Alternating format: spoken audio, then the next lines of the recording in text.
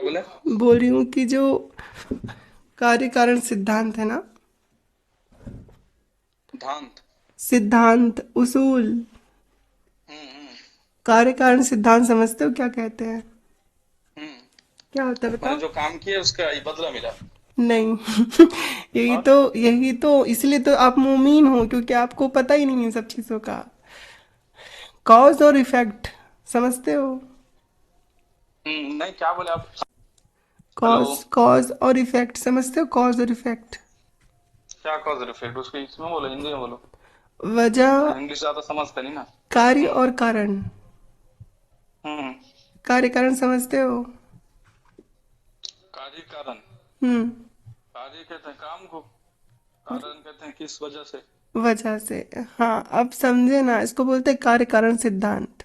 यानी कि हर चीज का एक वजह होता है, और वजह दो हम्म। तरह की होती है, एक कॉन्शियस, एक अनकॉन्शियस। यानी कि एक चेतना के साथ, एक अचेतन के साथ, यानी कि एक शहूर वाला, एक बिना शहूर के। तो तो शहूर वाले रीजंस क्या है, यानी कि जिसमें कॉन्शियसनेस है। तो जैसे ये टेबल का बनाना, टेबल को कौन लोग बनाते हैं? जिनके अंदर चेतना है, शऊर शऊर है ना, है, तो उनको कॉन्शियस है। शऊर किसने दिया? उनको शऊर किसने दिया? अरे भैया रुको तो। हाँ, आगे बोलो। ऐसे अच्छा ये बताओ, अचानक से घर बनता है क्या? नहीं, नहीं पहले बनता। ईंट बनता है, फिर गारा बनाओ, हाँ, फिर हाँ। जोड़ो, है ना। धीरे धीरे ऐसा जी। बनता है। तो हाँ, ये अचानक से बोलो कि उनको किसने अकल दिया? अकल ऐसे थोड़ी ना आया है जैसे आप सोचते हो। हाँ, तो अकल वही तो बोला ना, अकल किसने दिया? वही किसने तो दिया बोले नहीं, सवाल में कैसे पहले। आया, सवाल ये है। कैसे आया नहीं, किसने दिया? तो कैसे अकल आया? कैसा है फिर बोलो। अच्छा। बोलो, उसका अच्छा मैं ठीक, बोलता हूँ। किसने दिया बताओ। तो बोलो कैसे अकल आया, भले ये बोलो। हाँ, वही मैं बोल रही हूँ, शुरू से सुनो मेरी बात। कार्य कारण हम्म। सिद्धांत कहता है, इस दुनिया में जो कुछ भी चीज़ होती है उसके दो रीजंस होते हैं। एक होता है हम्म। कॉन्शियस, एक होता है अनकॉन्शियस। कॉन्शियस का हम्म। मतलब होता है कि जिसको कोई जानबूझकर किसी चीज़ को सोच के करता है, वो कॉन्शियस होता हम्म। है। जैसे घर का बनना, घर को कोई अचानक से वो बादल गड़गा और घर बन जाता है क्या? नहीं, लोग ये बनाते पता हैं। लगा, हाँ। हम्म। टेबल का बनना, कंप्यूटर, फ्रिज, टीवी का बनना, है ना। हम्म। हम्म। इन सब चीज़ों को करने हाँ। के लिए शऊर की ज़रूरत होती है। ठीक है। हम्म। अब उसको करने हम्म। वाला कोई शख्स, एक इंसान है, क्योंकि उसको करने के लिए कॉन्शियसनेस चाहिए, जागृति चाहिए, है ना, हम्म। चेतना चाहिए। अब जैसे कि मान लो कहीं बारिश हुई, हम्म। अब वहाँ कोई पेड़ का जड़ गीला हो गया, हम्म। मिट्टी, और वो धम से गिरी और नदी के पार, उस पार में जाके जुड़ गई, तो एक पुल बन गया। कोई बोल सकता है कि उस पुल को किसी कॉन्शस ने बनाया है, किसी जागृत जीव ने बनाया है? किसी नहीं, जानदार वो ने? अपने से हुआ। अपने से हुआ, और अपने से हुआ, लेकिन उसका एक कारण है, और जो कारण है वो कॉन्शस नहीं है, जागृत नहीं है। वो कारण, जो कारण है वो जिंदा नहीं है। तो वो जो घटना हुई, जो वाकया हुआ, वो किसी भी किए, किसी क्रिएटर के, कोई रचयिता के, किसी जिंदा चीज के बिना सोचे समझे के हुआ। तो उसको बोलते हैं हम लोग नेचुरल रीजन, प्राकृतिक कारण। हम्म। और इसलिए ये सिद्ध होता है क्योंकि सूरज का बनना एक अनकॉन्शियस क्रिया है। पृथ्वी का बनना, हवा का चलना, बारिश का होना, ये कोई जानदार चीज नहीं करती उसको, क्योंकि इसका रीजन है, और रीजन जो है वो अनकॉन्शियस है। तो इससे पता चलता है कि हम्म। अल्लाह एक झूठ है, सच्चाई नहीं हम्म। है। यही रखती है फिर, क्या हम्म। कहा जाए। नहीं तो इसका काटो, इसका उत्तर दो।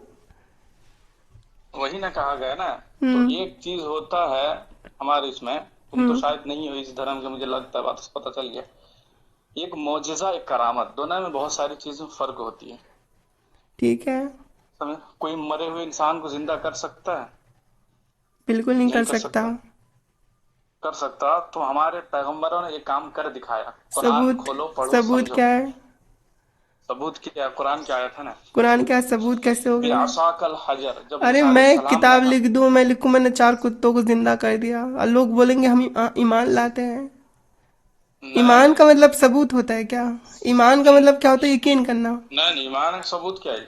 जो अपने धार्मिक किताब है अच्छा ठीक है, उसमें तो सबूत। तुम जिब्रील पे यकीन करते हो? बिल्कुल। देखा है? नहीं। क्यों यकीन करते कि हो? अल्लाह ने हमें पैगाम दिया है, जो हुक्म दिया है, जिब्रील पैगाम दिया, उठा यानी लो कि किसी शिशान। के बोले, किसी के लिखे पे यकीन कर लिया। किसके? किसी के भी? नहीं, किसी के क्यों नहीं यकीन जिसको तुम करेंगे। रसूल मानते हो या जिसको तुम अल्लाह मानते हो, हम्म। गवाही दे रहे हो। हम्म। अच्छा मान लो एक बंदा कोर्ट में जाता है, कहीं केस चल रही हो, और वो बोलता है कि मैं गवाही देता हूँ कि इस बंदे ने इसको ठोकर मारी थी, इसकी मौत हो गई गाड़ी से। हम्म। अब वो बोले कि तुम वहां हम्म। पे मौजूद थे? बोले नहीं। अच्छा ये बताओ, तुम वहां मौजूद नहीं थे, तुमने देखा घटना? बोले मैं मौजूद नहीं था। तुम कहाँ के रहने वाले हो? मैं ये जो शख्स है उससे 3,000 किलोमीटर दूर रहता हूँ।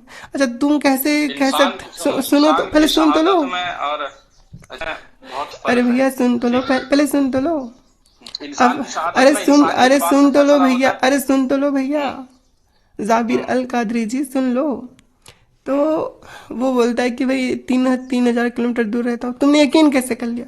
तो बोले कि वहां से एक न्यूज़ सुनी थी मैंने, और एक मेरा दोस्त था जान पहचान का, उसने कहा था कि ये घटना हुई थी। तुम्हारा दोस्त वहां मौजूद था? नहीं, वो भी नहीं मौजूद था, उसको भी किसी ने कहा था, और उसने एक जगह लिखा हुआ था। तो इसलिए मैंने उस लिखी हुई बात पे यकीन कर लिया, अब मैं गवाही देता हूँ। तो क्या उसकी गवाही को माना जाएगा? नहीं। क्यों?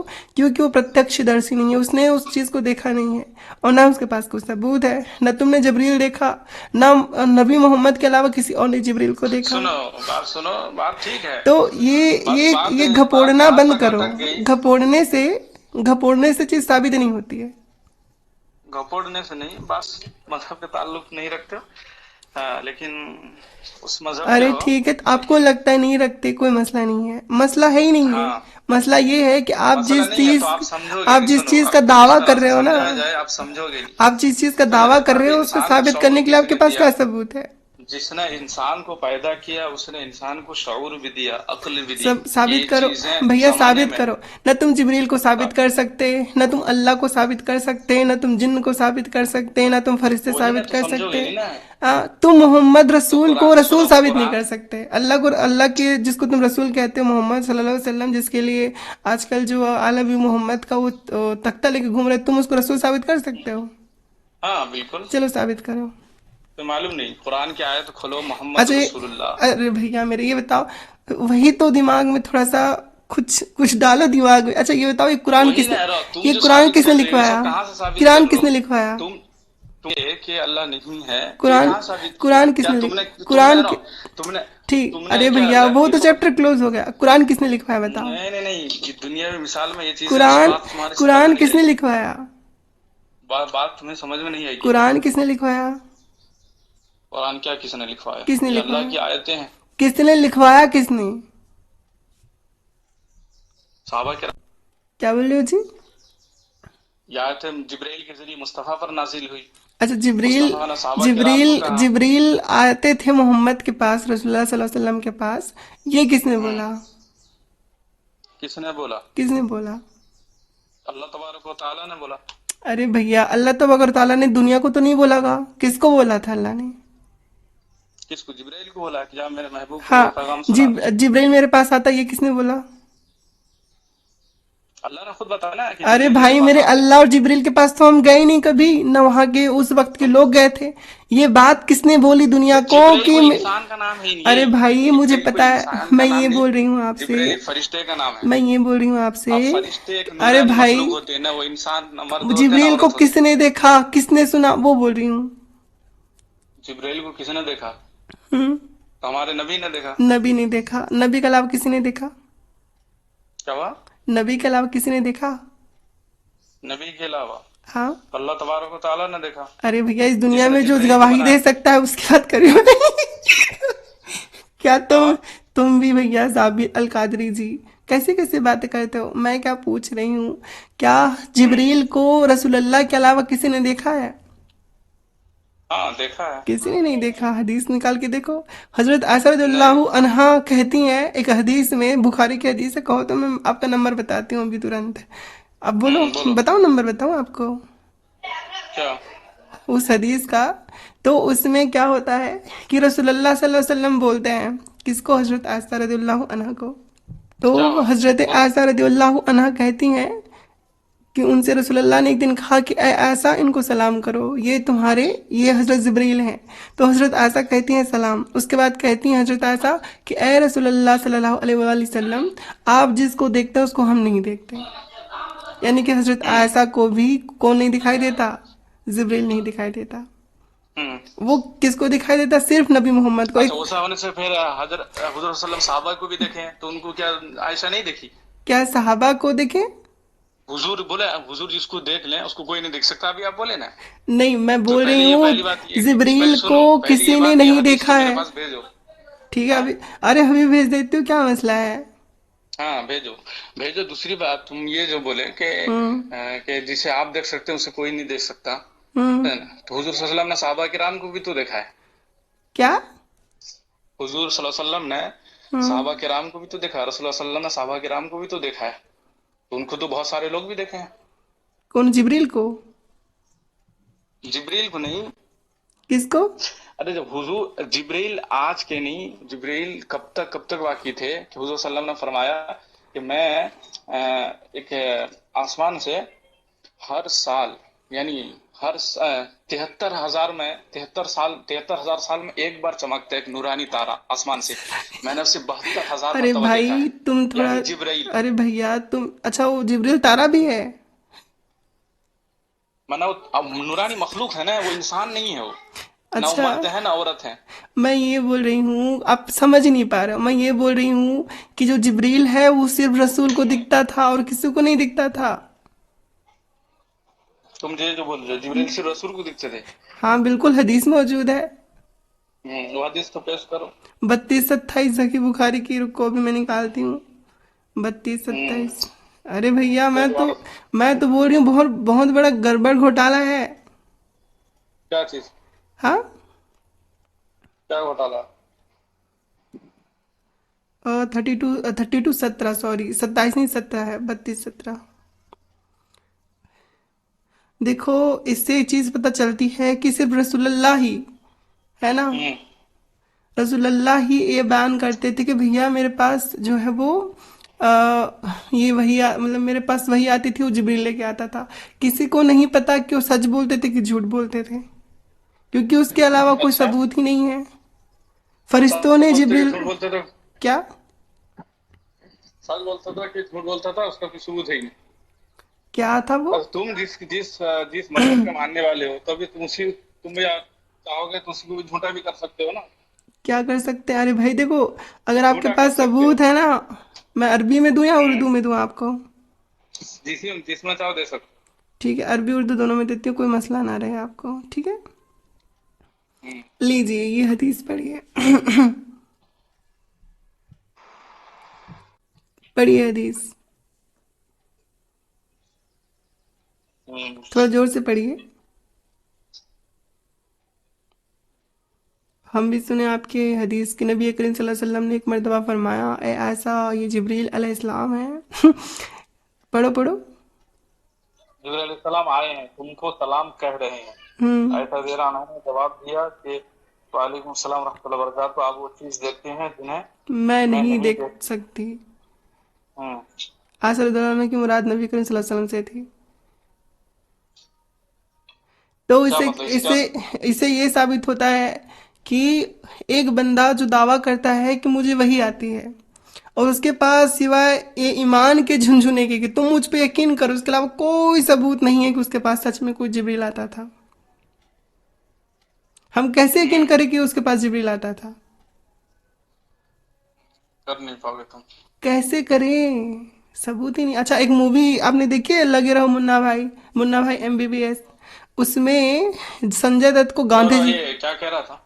सुनो तो पहले, तो सुन तो लो। ठीक है। उसमें ना वो संजय दत्त को गांधी जी दिखाई देते थे, और उसका एक बंदा था, लेफ्ट हैंड को बोलते सर्किट। एक मूवी का सीन है, उसमें ये हदीस पढ़ी तो मुझे वही सीन याद आ गई। तो संजय दत्त बोलता है कि ए गांधी जी को बिठाओ इधर, नमस्ते करो।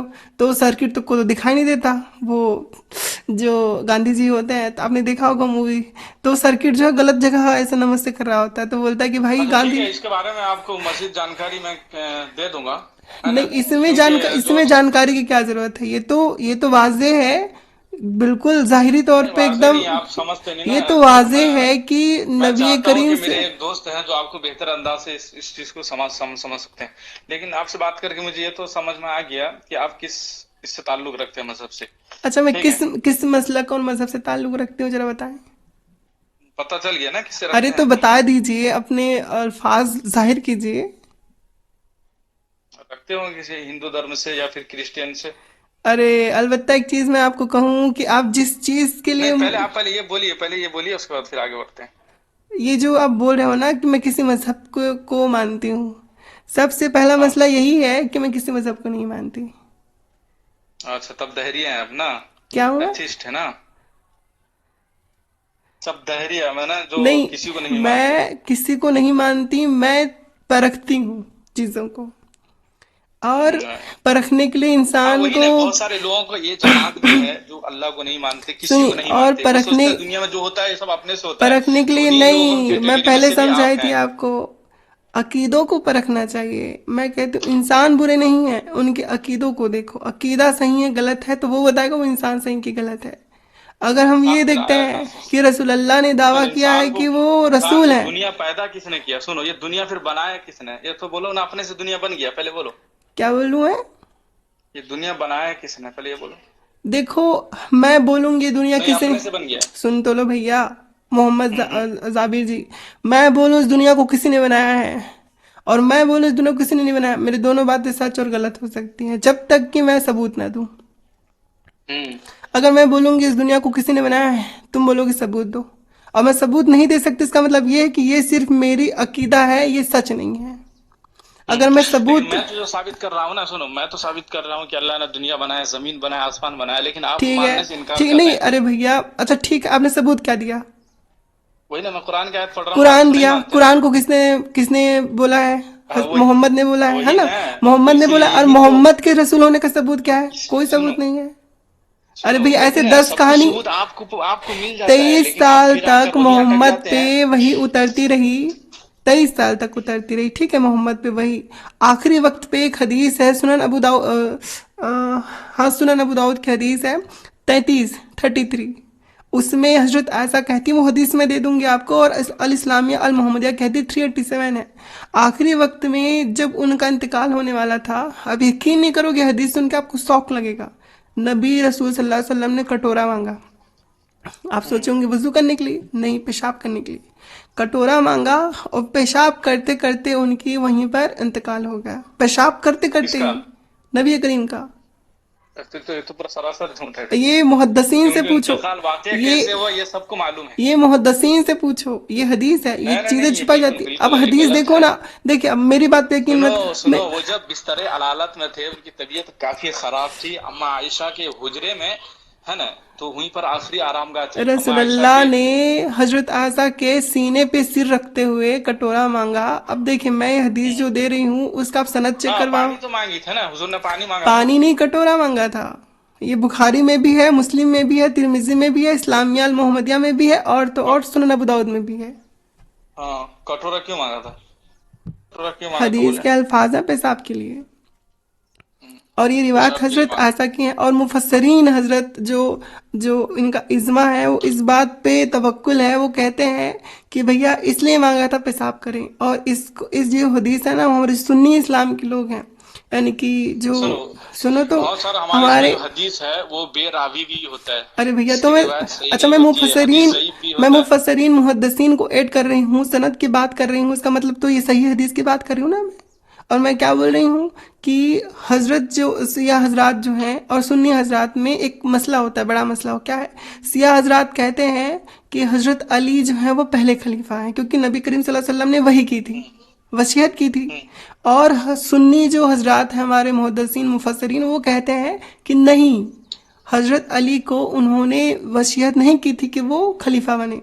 तो इस बीच मसले को कैसे सॉल्व करते हैं हमारे जो सुन्नी जो हमारे मुहद्दिसीन हैं, वो जो हमारे मुफस्सरीन हैं मुहद्दिसीन हैं, वो उसी आयत उसी हदीस को कोट करते हैं जो सुनन अबू दाऊद की 33 है, और अल इस्लामिया अल मोहम्मदिया की हदीस 387 है, कि देखो रसूलुल्लाह सल्लल्लाहु अलैहि वसल्लम जब आखिरी वक्त था ना उनका, तो वो सीने, उनका सीना हजरत आयशा के, सॉरी, उनका सिर हजरत आयशा के सीने पर था, और उन्होंने कहा था कटोरी मांगो, और हजरत आयशा आगे हदीस में कहती हैं कि उन्होंने मुझसे कटोरा मांगा और पेशाब करते करते उनकी जान निकल गई, तो कैसे मुझे वही कर सकते थे कि हजरत अली खलीफा बनेंगे?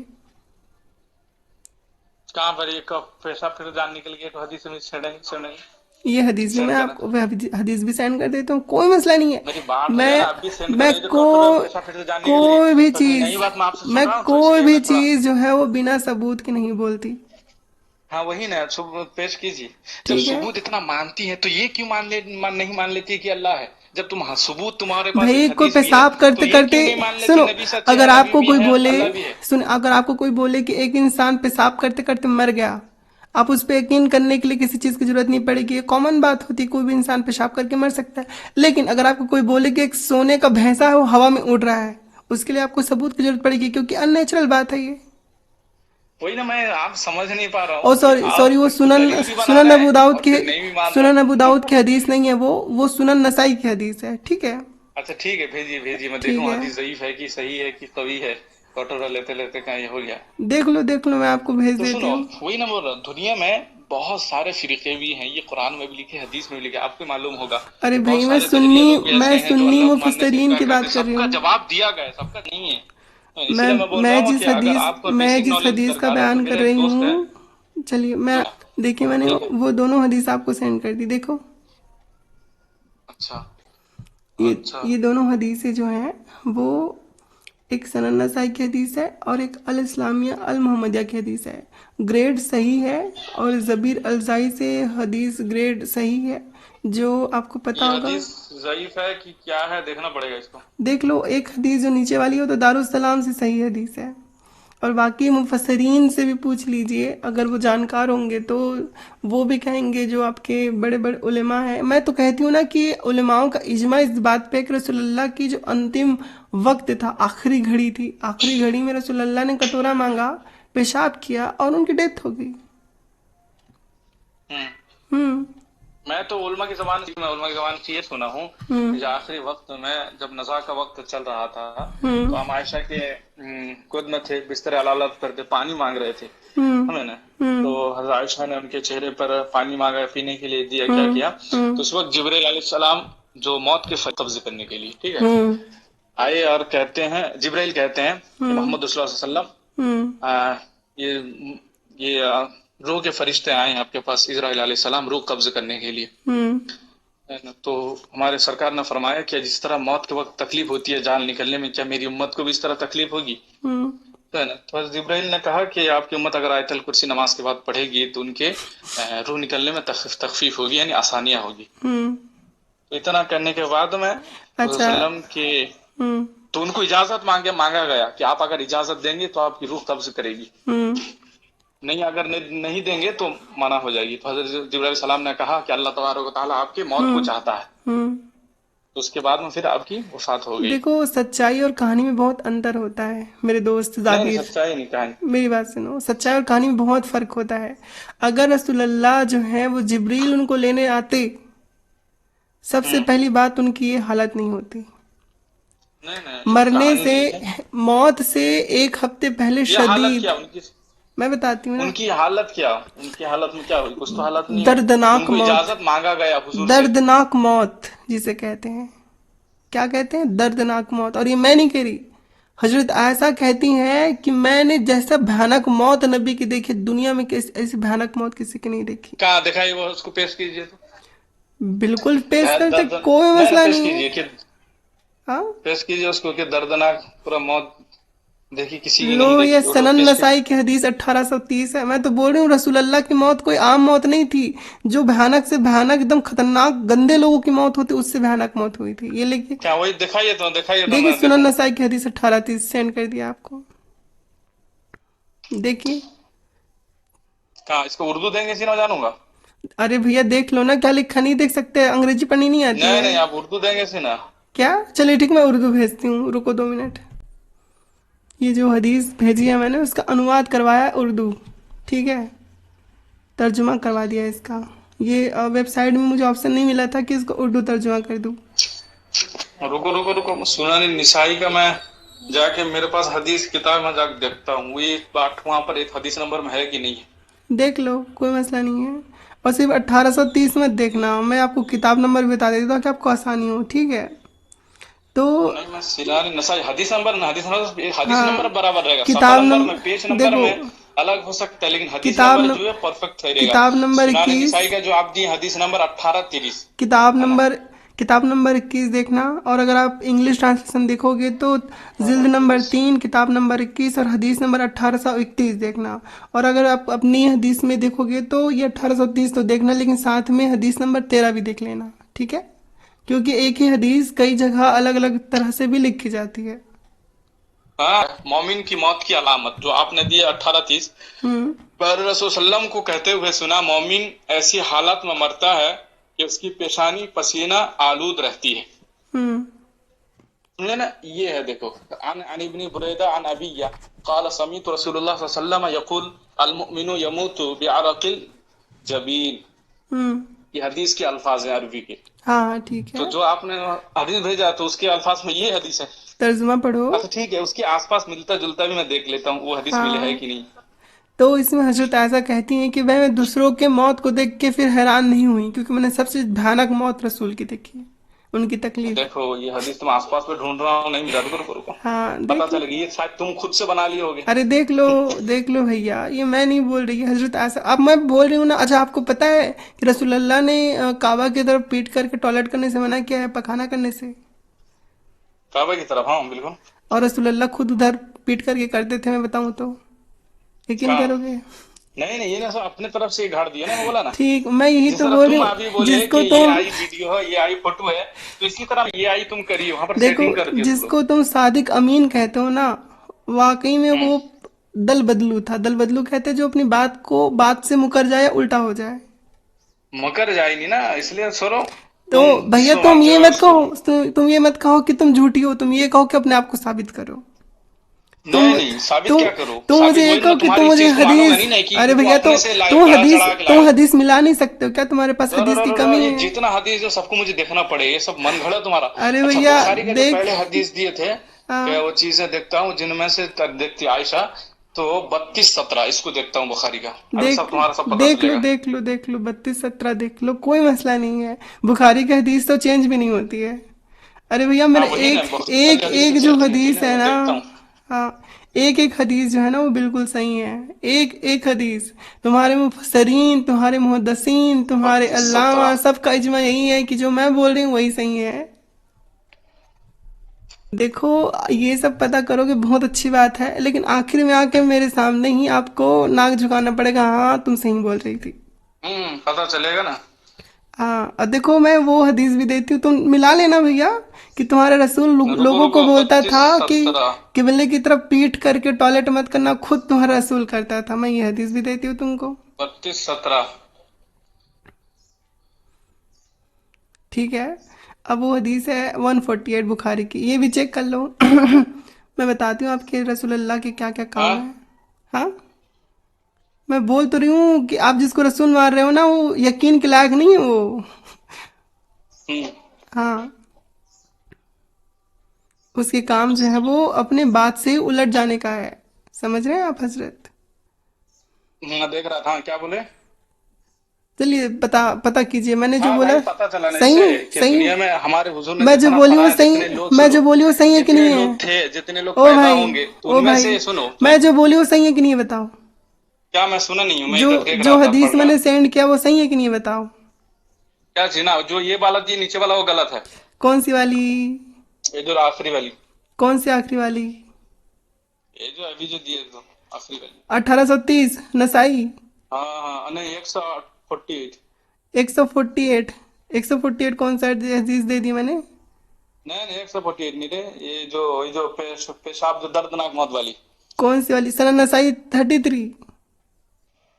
वही तो दर्दनाक वाली होती है, कौन सी इसमें हदीस मौजूद नहीं नंबर है। तो बताओ। बताता हूँ, सुनन नसाई का ना, हाँ हाँ, 1830। 1830 ना? हम्म। क्या लिखा है, पढ़ो हदीस में अपने। नहीं है ना मेरे इसमें, मेरे जो बुखारी शरीफ हदीस जो हदीस नंबर है उसमें नहीं है ये चीज, आप कौन कहाँ कौन से सी, ला क्या? कहाँ से ढूंढ रहे हो आप? अच्छा, वो इस्लाम ऐप में ढूंढ रहे हो क्या? 360 इस्लाम वन। उसमें ढूंढ रहे? ऐप में मत ढूंढो भैया, वहां पे सारी हदीसें नहीं मिलती हैं। तुम कहाँ से लाते, तुम्हारे पास कहाँ से मिल मैं जाती है? बोल रही हूँ, तुम गूगल क्रोम में सर्च करो सुनन नसाई 1830 वॉल्यूम 3 बुक 21, तुम्हें मिलेगा ये। मैं बोल रही हूँ ना कि भाई हदीस ढूंढने की भी अपनी कला होती है, सबको सभी हदीस नहीं मिलती है, और हर जगह हर वेबसाइट पे वो हदीस नहीं होती है। हम्म। बाकी हदीस मिलने के बाद अब चेक करवा लो कि वो हदीस सही है कि ज़ईफ है कि हसन है। देखो मैंने बुखारी 148 हदीस दी है, इसका भी सनद चेक कर लो। तुम्हारे रसूल किबले की तरफ पीट करके टॉयलेट करते थे। मैं टॉयलेट नहीं, तुम अपनी तरफ से गड़ा है, समझे ना। चेक तुम कर लो आदत ना। नहीं है, अच्छा बुखारी की चेक की, वो सही तुम है कि हर नहीं है? मजहब के दावा करने एक वाला काम करो हजरत जबीर जी, अभी बुखारी अपने। में आपके पास बुखार, आपके पास ऐप तो है ना, उसमें बुखारी 148 डालो। क्या क्या? सही बुखारी 148 डालो और पता करो चलो। कुरान क्या था, लास्ट वाला हदीस दिए, हाँ। छत पर अपनी जरूरत से पढ़ा, हाजत के लिए किबला की तरफ पुश्त और शाम की तरफ मुंह किए। अच्छा, ये बुखारी 148 ना, देखता हूँ। बुखारी मैं बोल रही 148, हूँ, और आपके रसूल यकीन करने लायक नहीं है, वो बोलते कुछ हैं करते कुछ हैं। देखता हूँ बुखारी 148। हाँ, शादी कमी नहीं है आपके रसूल। वो पलटू हैं, जैसे हमारे यहाँ बिहार के नीतीश कुमार है ना, कभी इस पार्टी में कभी उस पार्टी में, वैसे ही रसूल अल्लाह हमारे बोलेंगे कुछ करेंगे कुछ, एकदम उल्टा। ये सिर्फ एक बात नहीं है, हर बात पे मैं साबित कर सकती हूँ। क्यों? नहीं, कुछ नहीं, कुछ साबित कर सकते। हाँ हाँ, देखो देखो, तुम कहाँ पे जा रहे थे कि क्या अल्लाह कैसा, अपने रसूल को ही देख लो भाई, वही रसूल के लायक नहीं है जिसको हम रसूल बोले। सारे काम उल्टे पुल्टे। हाँ, तो हाँ, नहीं रहा, जोर चल से, नहीं रहा, शायद नेट स्लो जोर हो से। गया। अच्छा ठीक है, नेट चल जाए तो ठीक जोर है, से ठीक है। पढ़ना। हाँ, देख लूंगा। हाँ हाँ, जोर से पढ़ना। ठीक है, तुम थोड़ा, नहीं नेट नहीं खुला है, शायद नेट स्लो हो जाती है। अरे अभी तो सब स्लो होगा भैया, अभी फटाफट काम कर रहा था, देख लिया होगा कि रसूल अल्लाह क्या काम कर रहे हैं, बोले नहीं नहीं अब नहीं, नाक बचानी है तो वही अरे बोलना पड़ेगा कि नेट स्लो चल अरे, रहा है। नाक घुटाने नहीं है पागल। तो देख रहा तो नहीं करता, ये बात कर रहा है, तुम्हारी सच्चाई में जानना देखो चाहता मैं था कि एक तुम हो मैं एक मैं एक चीज़ किससे कहती हूँ। ताल्लुक रखते हो, तुम्हारा मजहब क्या अरे है, तुम हजरत, किसी वजह से। सुनिए मैं क्या कहती हूँ। रसूल अल्लाह का ना ज़िंदगी अच्छी थी, ना उसका मौत अच्छा था। मौत तकलीफ में गई, पेशाब करते हुए मरा। ज़िंदगी में कोई नेक काम नहीं किया, जो ये काम। आपको हाँ पता चलेगा, मैं बताऊंगा हाँ, आपको। सारा कुछ। अब मैं जो भी बोलती हूँ लिख के ठीक है, लेना। मैं बात करता हूँ मैं आपसे। लिख के लेना कि बात लोहे कर, महफूज तुम्हारा नकली है ना, वो गलत हो सकता है, लेकिन मैं जो बोल रही हूँ वो गलत नहीं हो सकता। हाँ, हाँ। देखते हैं, मैं जाऊंगा, काम हो गया, बात बात करता हूँ आपसे क्या बोल रहे हो आगे जी? फुर्सत से, ठीक है। क्या? मैं आज से आके तुमको फुर्सत से बात करता हूँ। हाँ ठीक ठीक, ठीक है बढ़िया। अरे चेक करो भाई, पता चलेगा इस्लाम की हाँ, सच्चाई। चलो ठीक है। नमस्कार साथियों, जय हिंद, वंदे मातरम। आप सबका इस वीडियो में स्वागत है। और इस व्यक्ति का नाम था जाबिर। अच्छा, जब आप जाबिर नाम सुनते हैं तब आपको किसकी याद आती है? अगर आप मुझसे पूछें तो जब मैं जाबिर नाम सुनती हूँ तो मुझे एक वीडियो की याद आती है, जो वीडियो बड़ा ही हास्यास्पद है, और मैं चाहती हूँ वो आप लोगों को सुनाना। ये हदीस जो है इस सरकार के पढ़ाने के बारे में। पहला वाकया ये देखा कि हुजूर ने कज़ाए हजत फरमानी थी, और आप बड़ी शर्म वाले, बड़ी हया वाले, किसी के सामने आप कज़ाए हजत ना फरमाते। मतलब थोड़ी कमेंट्री भी करती हूँ है ना। तो हमारे रसूलुल्लाह इतने हया वाले थे कि वो किसी के सामने टट्टी नहीं करते थे, और बाकी पूरी दुनिया एक दूसरे के सामने टट्टी करती रहती है ना। कहने का मतलब ये है कि मोहम्मद से पहले कोई शर्म लाज करता ही नहीं था, और सब लोग एकदम खुले में सामने में बैठ के टट्टी क्या करते हैं। एक दो लोग ऐसे हर जगह होते हैं, लेकिन इन लोग का सोच देखो तो एकदम जहालत पड़ी होती है। मैं जाकर जाऊं उस रथ को पकड़ के ले आऊं। देखो यहाँ पे हजरत जाबिर का नाम आया, तो जब मैं बोली थी ना कि जाबिर नाम से आपको क्या याद आया, तो मुझे ये वीडियो याद आ गई जिसमें मोहम्मद को टट्टी लगती है, उसको पखाना जाना होता है। तो मोहम्मद कहता है कि ए जाबिर, वो उसका साहबी था, बोलता ए जाबिर जाओ और उस पेड़ को पकड़ के ले आओ। और जाबिर जाता है और पेड़ को पकड़ के ले आता है, और पेड़ पीछे पीछे चलता है उसके। तो जिन लोगों को शक है कि मोहम्मद नबी नहीं है, वो इस हदीस को सुनने के बाद पक्का ईमान ले आएंगे, क्योंकि जाबिर पेड़ को खींच रहा है और पेड़ चल रहा है, ये तो है ना, कोई आमली मामली बात नहीं हो सकती। अपने टट्टी करने के लिए पेड़ को सामने पर्दा बनाने के लिए कोई इंसान पेड़ को भी सामने ले आ सकता है, इसका मतलब ये है कि वो पक्का नबी है ना, वो पक्का खुदा का भेजा हुआ है। हालांकि अल्लाह को चाहिए था कि वो कुछ ऐसा कमाल कर दे कि वहाँ पर टॉयलेट बन जाता, या फिर कोई ऐसे अदृश्य क्षेत्र बना देता जिसमें जाने के बाद लोग दिखते नहीं। लेकिन अल्लाह के लिए ज़्यादा सरल है पेड़ को चलाना, तो वो कर दिया। जब उसको पकड़ो ले आओ मुझे। मैंने उसकी जानी पकड़ी तो वैसे जैसे मुद्दी ऊंट या जानवर मालिक के पीछे चलता है, वो मेरे पीछे चलने लगा। जहां हुजूर ने फरमाया था वहां मैं लेकर आ गया उसको। ये पूरे के पूरे ज़ॉम्बी लोग हैं, है ना। देखना अभी आगे क्या होता है। लेकिन उसका उसके साथ पूरा सतर नहीं होता था, पर्दा नहीं होता था। आपने कहा नहीं ये काफी नहीं है, वो भी ले आओ। माशाल्लाह वो भी माशाल्लाह। दरख्त पकड़ के मैं ले आया।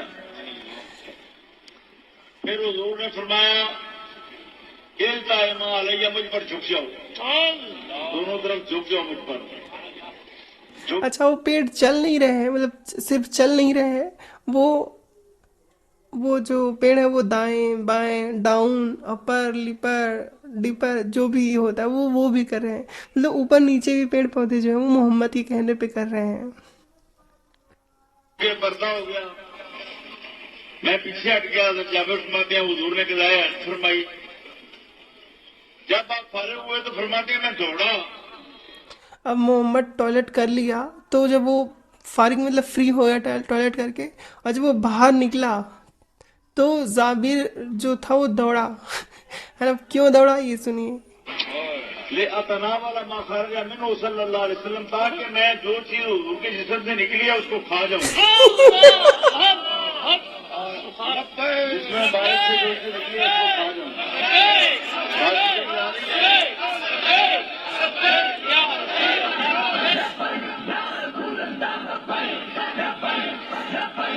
अब देखो ये मंडली सजी हुई है और सब लोग वहाँ बैठ के किसी चीज़ का डिस्कस कर रहे हैं, और ये जो मिल के बैठ के डिस्कशन हो रही है वो आध्यात्मिक डिस्कशन हो रही है, क्योंकि एक आध्यात्मिक व्यक्ति जिसे खुदा ने पूरी दुनिया को शिक्षा देने के लिए भेजा है उसकी बात हो रही है। तो जब मोहम्मद टॉयलेट करके उठता है तो मैं नहीं बोल रही ना, ये कोई ये बोले कि ये यास्मीन तो बदनाम कर रही है, झूठ बोल रही, नहीं मैं नहीं बोल रही, ये मौलवी मुफ्ती लोग बोल रहे हैं, ये उनका अभी जुलूस है वो जो मैं आपको रिकॉर्डिंग सुना रही हूँ। अगर आपको सर्च करना है इस वीडियो को यूट्यूब पे तो मोहम्मद पैगंबर का पखाना टट्टी खाना पाक, ये हिंदी नागरी लिपि में सर्च कीजिएगा, आपको एग्जैक्ट वही वीडियो मिल जाएगी। तो ये जो व्यक्ति है, अब जैसे ही मोहम्मद उठा तो उसके नीचे से जो निकला था उसको खाने के लिए लोग दौड़े। अभी रात को ये स्ट्रीम हो रही होगी क्योंकि रिकॉर्ड तो मैं दिन में कर रही हूँ। तो ये प्रीमियम चल रहा है, तो अभी कुछ लोग खाना खाते खाते भी सुनते होंगे वीडियो 9 के बाद, तो उनके लिए मैं हाथ जोड़ के उनसे क्षमा चाहती हूँ, भैया मुझे माफ कर दो। आपके खाते वक्त मैं मोहम्मद की एक करामात बता रही हूँ। लेकिन आप सोचो कि ये लोग कितने दिमागी अपंग हैं कि ये वाक्य झूठा ही हो सकता, सच्चा नहीं हो सकता। लेकिन ये गंदा वाक्य इसलिए बनाया गया है ताकि मोहम्मद की टट्टी को भी महान और ग्रेट बताया जा सके। टट्टी को खाने के लिए उसके सहाबी दौड़ रहे हैं, और ये दूसरों को गोबर भक्त बोलेंगे, गोबर खाने वाला बोलेंगे, मूत पीने वाला बोलेंगे। ये खुद ऊँट का मूत पीते हैं, और गोबर जो है वो मतलब गोबर तो खैर जानवरों का होता है, टट्टी जो इंसान की निकल रही है उसको भी खाने के लिए दौड़ रहे हैं। अब इससे भयानक बात और क्या हो सकती है बताइए, आगे देखते हैं।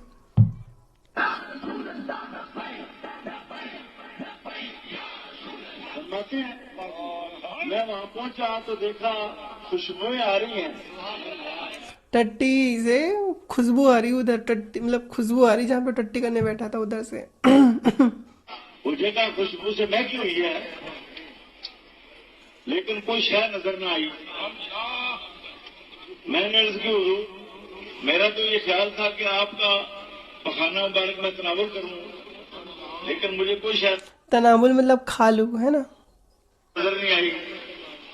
और मैं जाकर तुम्हें मालूम होना चाहिए कि हम अंबिया के अजसाम से जो चीज निकलती है, पखाना वगैरह, उसको जमीन निकल जाती है।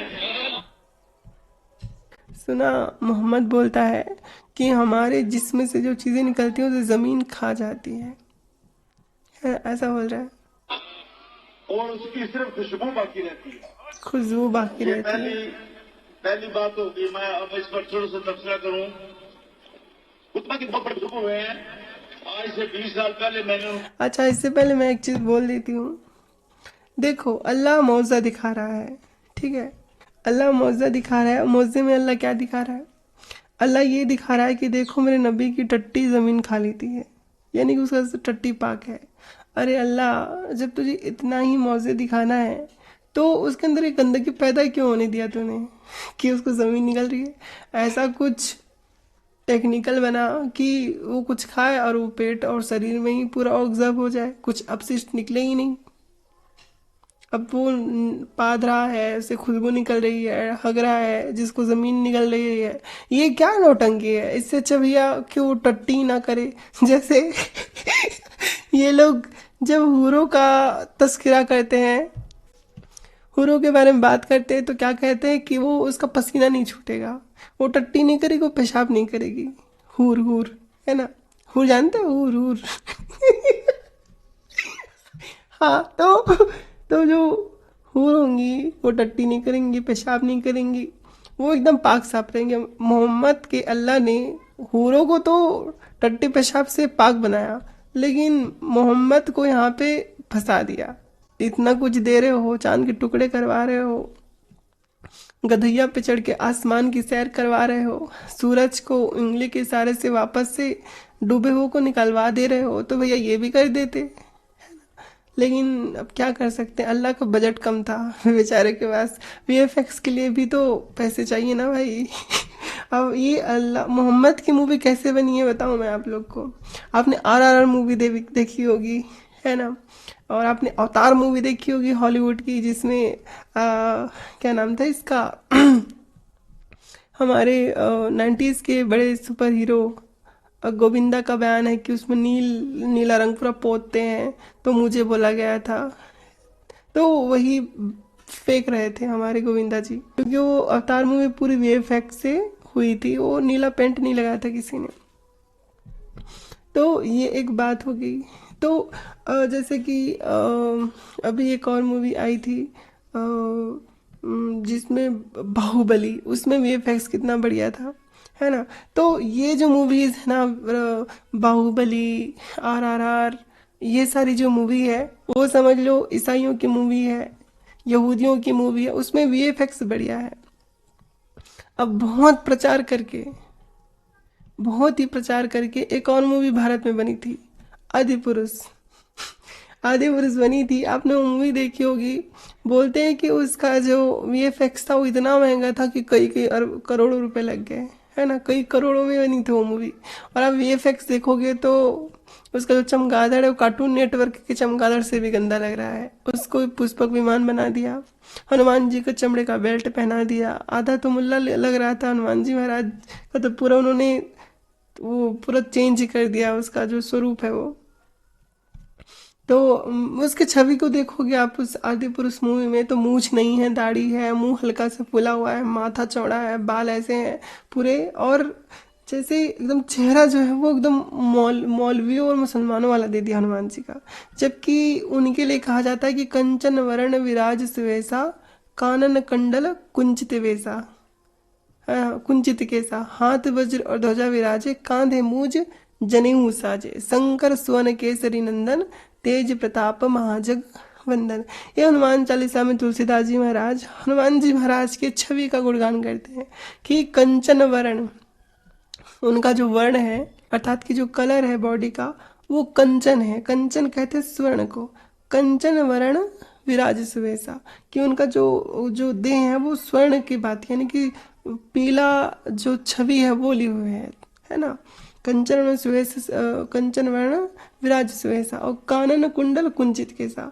कानन कुंडल, कान में कुंडल है, और कुंचित केसा, बाल जो है वो घुंघराले हैं। कुंचित मतलब होता है घुंघराले। हाथ वज्र और ध्वजा विराजे, तो वो गदा नहीं वज्र लेते हैं, और वज्र गदा को भी एक प्रकार का वज्र ही कहा जाता है। और ध्वजा, एक झंडा उनके हाथ में है। और कांधे मूज जनेऊ साजे, उनके कंधे में जनेऊ है, उन्होंने चमड़े का बेल्ट पहना दिया था हनुमान जी को।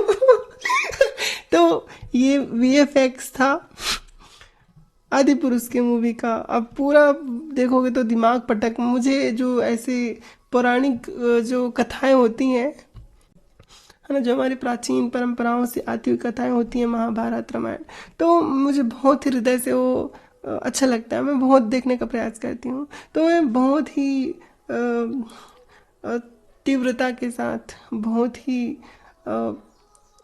वो प्रेरित होकर के देखने के लिए उत्सुक थी। और जब ये मूवी मेरे हाथ लगी और मैंने इसको देखी, तो देखने के पश्चात फिर कुछ कहने के लिए बाकी नहीं रहा। राम जी की तो उन्होंने ऐसे छवि दी थी कि इतने मोटे मोटे मूछ और बाल ऐसे बड़े बड़े से, कपड़े ऐसे पहना रखे थे जैसे कोई साहूकार हो जिसने कर्ज ले रखा हो और उसके पास पटाने के लिए पैसे ना हो ऐसे। और ब्रह्मा जी को देख के तो मेरे तो होश ही उड़ गए, कहाँ चतुर्मुखी ब्रह्मा जी और कहाँ ऐसा लग रहा था कहीं का जमींदार हो।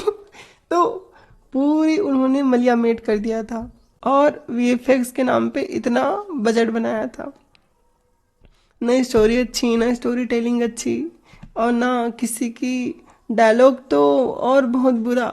हनुमान जी को क्या बुलवाया था कि क्या ये कपड़ा तेरे बाप की, तेल तेरे बाप की और जलेगी तेरी बाप की।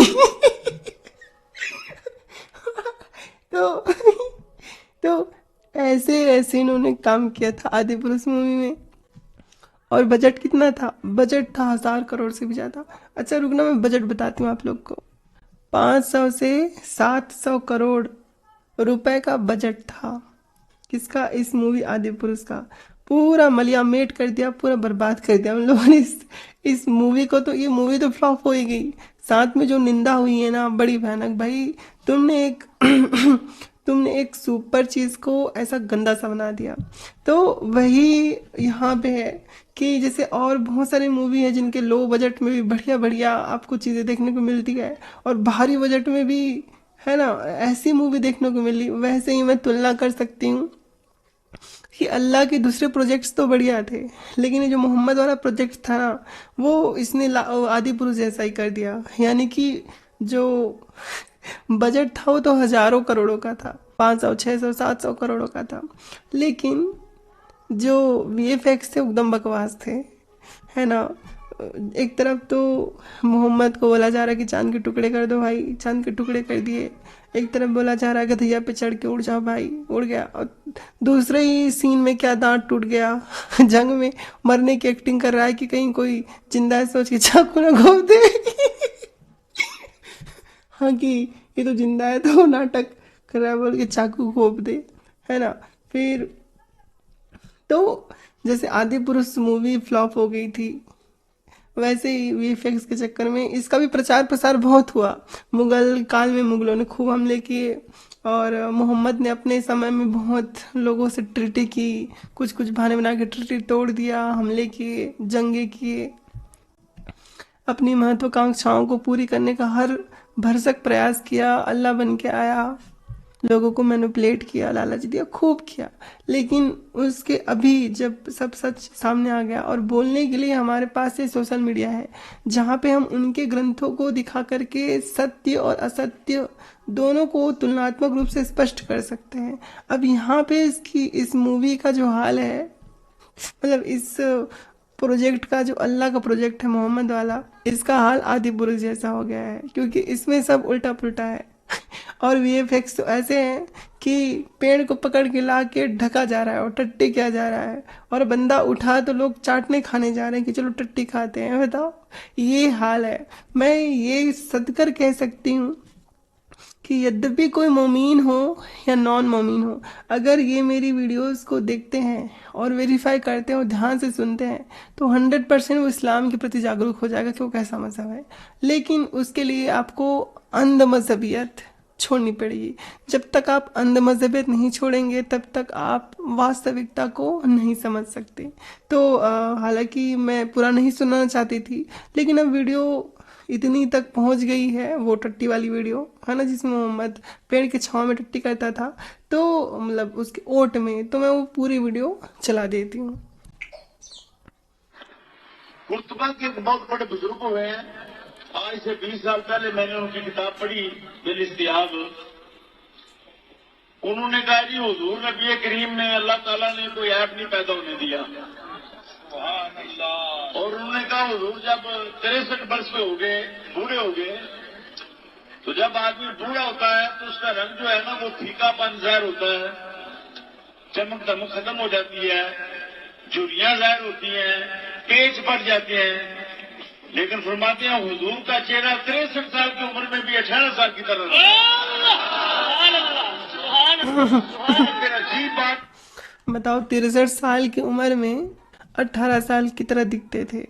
और ऐसा क्या कहती हैं कि जब मोहम्मद बीमार पड़ा था तो उसको जब हम उठा के लाए थे तो उसका पैर घसीट रहा था, 18 साल का नौजवान का पैर। और फिर आखिर में कहती है कि मोहम्मद की मौत हुई उससे पहले उसने कटोरा मांगा और पेशाब करते करते ही तो अल्लाह ने काफ़ी, मैं बोल रही हूँ ना, वीएफएक्स में खूब गड़बड़ी की है अल्लाह ने। बजट तो करोड़ों का है मूवी का, लेकिन वीएफएक्स वो सही नहीं है। आगे देखिए। वो कहते हैं अगर हुजूर के चेहरे पर झुर्री पड़ जाती या पेच पड़ जाते या रंग में फीकापन पैदा हो जाता तो कोई शख्स कहता कि हुजूर अब हसीन नहीं रहे, या फलां शख्स हुजूर से ज्यादा हसीन है, तो दायरे इस्लाम से खारिज हो जाता। लो, इसलिए खूबसूरत था मोहम्मद, क्योंकि कोई मोहम्मद को बोल दे कि भाई तेरे यहाँ तो पिंपल हो रखी झुर्रियाँ, तो बंदा इस्लाम से खारिज हो जाता था। ये पूरा व्यक्ति मूलक मजहब है। मोहम्मद की महत्वाकांक्षा से शुरू होकर के मोहम्मद की महत्वाकांक्षा पे समाप्त होने वाला मजहब है कि इसमें एक व्यक्ति विशेष का ही नाम है। झुर्रियाँ पड़ गई, किसी ने बोल दिया कि तुम अब अच्छे नहीं लग रहे हो, तो उसका मजहब, उसका इस्लाम खारिज, वो इस्लाम से खारिज हो गया, उसका ईमान ही खत्म हो जाता। इसलिए अल्लाह ताला ने लोगों के ईमान की हिफाजत के लिए हुजूर में कोई ऐप नहीं पैदा होने दिया। इसलिए पसीने में भी खुशबू रखी। सुन रहे हो? पसीने में भी चमेली की खुशबू आती होगी या फिर गुलाब की। आपके कपड़ों में भी खुशबू, हुजूर जिन रास्तों से गुजरते उन रास्तों से भी खुशबू, और हुजूर का पेशाब भी खुशबूदार, हुजूर का खून भी खुशबूदार, हुजूर का पखाना भी खुशबूदार। खून में वो नहीं था क्या, आयरन की जगह किसी फूल का अर्क डाल दिया होगा अल्लाह ने, तो खुशबू आती होगी, या कोई महंगा सेंट उसके नसों में बहता होगा।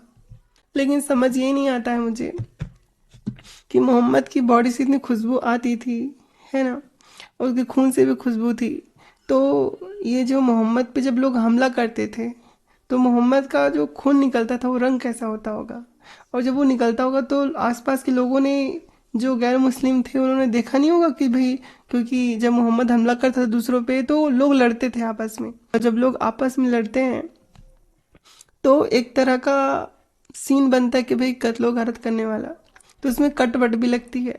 तो जब कट लगती होती तो खुशबू निकलती होगी मैदान जंग में। तो क्या उन लोगों ने देखा नहीं कि ये बंदा कोई नॉर्मल नहीं, अब नॉर्मल इंसान है? कौन है ये अद्भुत जीव?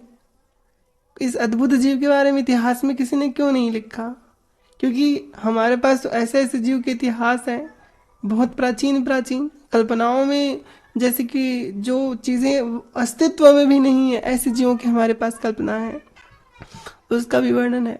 तो ये अद्भुत जीव जो अल्लाह ने पैदा किया था, जिसकी हर चीज़ में खुशबू थी, जिसके टट्टी को खाने चाटने के लिए लोग दौड़ते थे, ऐसे जीव के बारे में इतिहास में किसी ने क्यों नहीं लिखा। यहाँ पे एक चीज़ है साथियों, जो भी इतिहास हमें इस्लाम और इस्लाम के उस वक्त में जो लोग थे, उन सब का बयान हमें केवल और केवल मुसलमानों की सीरत में मिलती है, तफसीर में मिलती है, उनके तारीख में मिलती है जो मुसलमानों ने लिखी है। अब मान लीजिए कि मेरा और आपका झगड़ा है और हम दोनों का झगड़ा हुआ, और फिर मैंने जिसके साथ मेरा झगड़ा था, मैंने उसको उसकी टिकट काट दी, यानी कि उससे बैठे हो गया।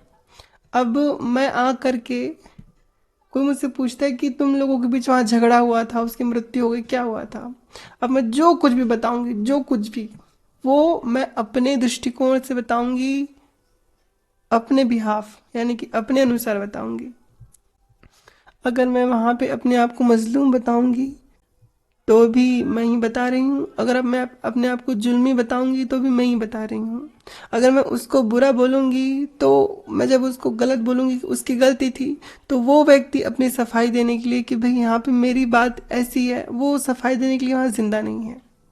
तो मैं जो कुछ भी बोलूंगी उसके तरफ से भी मैं ही बोलूंगी, अपने तरफ से ही मैं ही बोलूंगी। और कोई भी इंसान कभी भी जब वो दूसरे की तरफ से बोलता है तो वो जज होता है, और अपनी तरफ से बोलता है तो वो वकील होता है, यानी कि अपने लिए सफाई देगा और दूसरों के लिए न्याय कर देगा कि वो तो आदमी बुरा था। और जहाँ बात आती है दुश्मनी की, और दुश्मन के प्रति आपको बोलना हो, तो कोई भी इंसान जो दुश्मन को दुश्मन मानता है वो उसके लिए अच्छे वर्ड्स का इस्तेमाल नहीं कर सकता। इसलिए मोहम्मद ने जितने भी लोगों को वहाँ सफाया किया, उन सब का इतिहास अगर देखोगे तो लिखने वाले मोमीन ही हैं। और मोमीन अगर गैर मुसलमानों का इतिहास लिखेंगे तो क्या बोलेंगे। मैं लिख के दे सकती हूँ कि अगर खुशबू आती मोहम्मद के खून टट्टी वट्टी पे, उसकी अम्मी आमना थी, उसकी कोई हदीस होती, उसकी जो अबू तालिब है इसकी कोई बात होती, उसका जो चचा था अबू जहल जो बहुत मोहब्बत करता था, जिसका नाम अबू लहब था, अबू लहब मोहम्मद को बोलता कि मेरा ये भतीजा खुशबू वाला भतीजा है, लेकिन उसने कहा ये तो ड्रामे करता है, लोगों को छलता है, कपटी है, नकली प्रोफेट है। इसके खुद सगे चाचा ने कहा था और लोगों ने भी कहा था। और दुख की बात यह है कि वो लोग जो इनकी वास्तविकता जानते थे वो आज जीवित नहीं है, और इसलिए उनका नज़रिया भी हमें इस्लामिक किताबों से पता चलता है, और इनका नज़रिया भी। और इसलिए हर जगह ये हीरो बने हुए हैं, क्योंकि हम सिर्फ इनका अपना घड़ा हुआ इतिहास पढ़ते हैं। जिस दिन या कभी अगर ऐसा होता कि वो लोग जीवित होते और अपना इतिहास या अपने तरफ से उनको बोलने का मौका मिलता, तो ये अपना ये जो इस्लाम है, मोहम्मद है, जिन्होंने अपने इतिहास में अपनी इतनी बड़ाई कर रखी है, फिर भी ये लोग बुरे साबित हो रहे हैं। सोचिए जब वो लोग अपना बयान देते तब ये लोग कितने बुरे साबित हो जाते। ये लोग इसलिए अपने आप को बचा रहे हैं क्योंकि जिन पे आरोप लगा रहे हैं वो अपने बचाव के लिए जीवित नहीं है, और ना ही उनका कोई किताब या ग्रंथ हमारे पास मौजूद है, क्योंकि इनकी आदत है कि वहाँ समूल नाश कर देते हैं, उनके ग्रंथों तक को नहीं छोड़ते। चाहे तो आप पर्सिया को देख लो, पर्सिया जहाँ पे सबसे प्राचीन धर्म पारसी धर्म का उदय हुआ था, वहाँ उसका जन्म स्थान है। आज उसके जन्म क्षेत्र में उस धर्म को मानने वाला कोई व्यक्ति नहीं है। वहाँ अब ईरान बन चुका है, वहाँ मूल समेत उसको उखाड़ के फेंक दिया गया है। ये लोग यही करते हैं। सऊदी में आज खुदाई हो रही है, और सऊदी की जो विचारधारा है अब जा कर के थोड़ी मॉडर्न हुई है, वो लड़कियों को आज़ादी दे रहे हैं, धीरे धीरे अपने आप को इस्टेब्लिश कर रहे हैं, ऊपर ले जा रहे हैं। कारण ये है कि इनको पता है कि इस्लाम से ज़्यादा कमाई नहीं होने वाली इनकी ज़्यादा दिन तक, और तेल के कुएं भी समय आने पे सूख जाएंगे। उसके पश्चात क्या, इसलिए समन्वय बनाना और विज्ञान को आगे बढ़ाना अपने देश के लिए ये बहुत आवश्यक है। इसलिए वो अब धीरे धीरे मानव मूल्यों की ओर बढ़ रहे हैं। तो हमें दिखाई देता है कि हाँ, अब ये इस्लाम को भूल करके धीरे धीरे इंसानियत की ओर जा रहे हैं। अब जब खुदाई होती है तो अब हमें उनका इतिहास पता चलता है कि मोहम्मद से पहले उनका जो इतिहास था वो कितना वृहद था, कितना विशाल था। साथियों, एक चीज़ जो ढाढ़स बांध के रख लीजिए बड़े अच्छे से, और वो बात ये है कि जहाँ पे भी बहुदेववादी होंगे, यानी कि बहुत सारे देवी देवताओं को मानने वाले, ईश्वर को नहीं बहुत सारे देवी देवताओं को मानने वाले, जैसे शिव जी, विष्णु जी, ब्रह्मा जी, गणेश जी, दुर्गा जी, हमारे भारत में बहुदेववादी हैं। वैसे ही जो यजीदी लोग होते हैं उनके बहुत सारे खुदा देवी देवता होते हैं। वैसे ही जो प्राचीन अरबी लोग थे वो बहुदेववादी थे, यूनानी लोग वो बहुदेववादी थे। तो ये बात आप गांठ बांध लीजिए कि जहाँ भी बहुदेववादी लोग होंगे वहाँ पे धर्म जो है वो बहुत ही विशाल स्वरूप में होगा। वहाँ पे किसी को अपने खुद के ईश्वर भगवान या खुदा को मानने के लिए कोई ज़बरदस्ती या किसी प्रकार का प्रेशराइज नहीं किया जाएगा। जब मोहम्मद ने अपना इस्लाम वो लेके आया था उस वक्त किसी ने भी उसको कुछ नहीं बोला था, भाई तुझको जिसको मानना है उसको तू मान, तू स्वच्छंद है। लेकिन मोहम्मद ने क्या किया, उसने गाली देना शुरू किया, उसने नीचे दिखाना शुरू किया। तब जाके जो अहले मक्का वाले हैं उन्होंने कहा कि तुम्हारा जो बेटा है, तुम्हारा जो भतीजा है अबू तालिब, ये हमारे खुदाओं को गाली देता है। और तब जाके रार आगे बढ़ी थी, क्योंकि बहुदेववादियों को वो चिंता नहीं है, भाई वो गणेश जी को भी मानते हैं, दुर्गा जी को भी मानते हैं, हनुमान जी को भी मानते हैं, राम जी को भी मानते हैं। अगर तुम्हारा अल्लाह है तो वो उसको भी भगवान कह देंगे, उनको क्या है, वो तो बहुत से भोले भाले होते हैं। अब ऐसे ऐसे मंदिर देखोगे जहाँ पे एक तरफ तो भगवान की मूर्ति है, जस्ट बगल में एक कब्र लेटी हुई है और वो कब्र किसी असदुद्दीन, फरमुद्दीन, निकुद्दीन, नकलुद्दीन ऐसे किसी दीन फिन की होगी, या फलाना बाबा ढिमका बाबा इनकी होगी। तो वो तो अपने मंदिर में जो एक हिंदू धर्म में शव को शुद्ध नहीं कहा जाता, शव प्रेत होता है, यानी कि उसमें जीव नहीं होता, और प्रेत को कहीं पवित्र क्षेत्र में नहीं रखा जाता सिवाय भगवान शिव के क्षेत्र में। जहाँ भगवान शिव रहते हैं वहाँ पे भी भगवान शिव परिवार के साथ निवास नहीं करते। जो आप देखोगे जैसे कि अगर आप शमशान चले जाओ, वहाँ पे अगर भगवान शिव का मंदिर मिले तो वो शिव परिवार के साथ नहीं होता, भगवान शिव अकेले होते नंदी के साथ या अपने सर्वभूत प्रेत के साथ। वहाँ पे शिव परिवार नहीं बिठाया जाता, शिव परिवार कभी भी शमशान में नहीं बिठाया जाता। क्यों? क्योंकि मान्यता यही है कि जहाँ पे शुभ जगह है वहाँ पे शिव जी का वो स्वरूप नहीं रह सकता, जहाँ वो कैलाश में निवास कर वो शमशान में निवास करते हैं। लेकिन हमारे जो सो कॉल्ड सेकुलर लोग हैं वो बेचारे क्या करते हैं, मंदिर के बगल में ही वो शव दफना देते हैं, अब यहीं पे वो पीर बाबा की पूजा कर रहे हैं, क्योंकि वो सर्वधर्म संभाव कहते कहते सबको एक्सेप्ट करने लग गए हैं। अब वो ये नहीं देख रहे कि क्या धर्म है क्या धर्म है। और इनको देखो, ये लोग तो भैया अगर एक चॉकलेट लेंगे पीछे देखेंगे हलाल ठप्पा लगा है कि नहीं ठप्पा है, ये हलाल ठप्पा होगा तो लेंगे, नहीं तो चॉकलेट नहीं लेंगे। वो एक चॉकलेट खाने के लिए हलाल ठप्पा देखते हैं। और आप लोग अपने मंदिर में ही उस बाबा को जो तुम्हारे धर्म में अपवित्र है उसको लेके तुम लिटा दिए उस मुर्दे को। कोई भी मनुष्य हिंदू समाज में, मैंने भी बहुत से अपने साथी मित्र जो हैं उनके रिश्तेदारों में ये सब चीज़ें होती थी तो मैंने भी बहुत देखे हैं।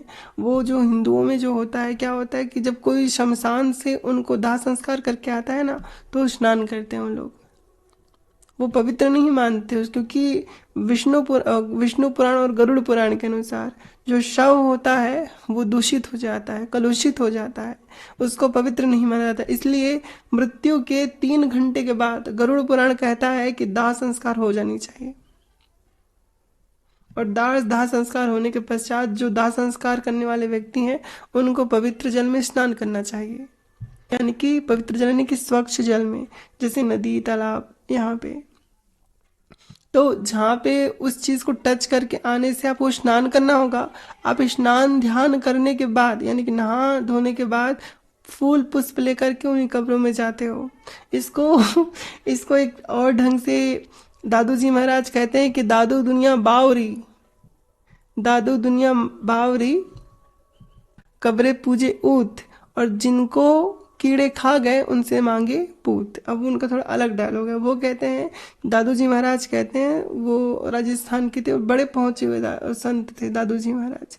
उन्होंने ही राजस्थान में मुगलों की सेना से लड़ने के लिए जो धर्म परिवर्तन करते थे, दादू जी महाराज ने अघोरियों की सेना बनाई थी राजस्थान में। आप चाहो तो गूगल पे सर्च कर सकते हो।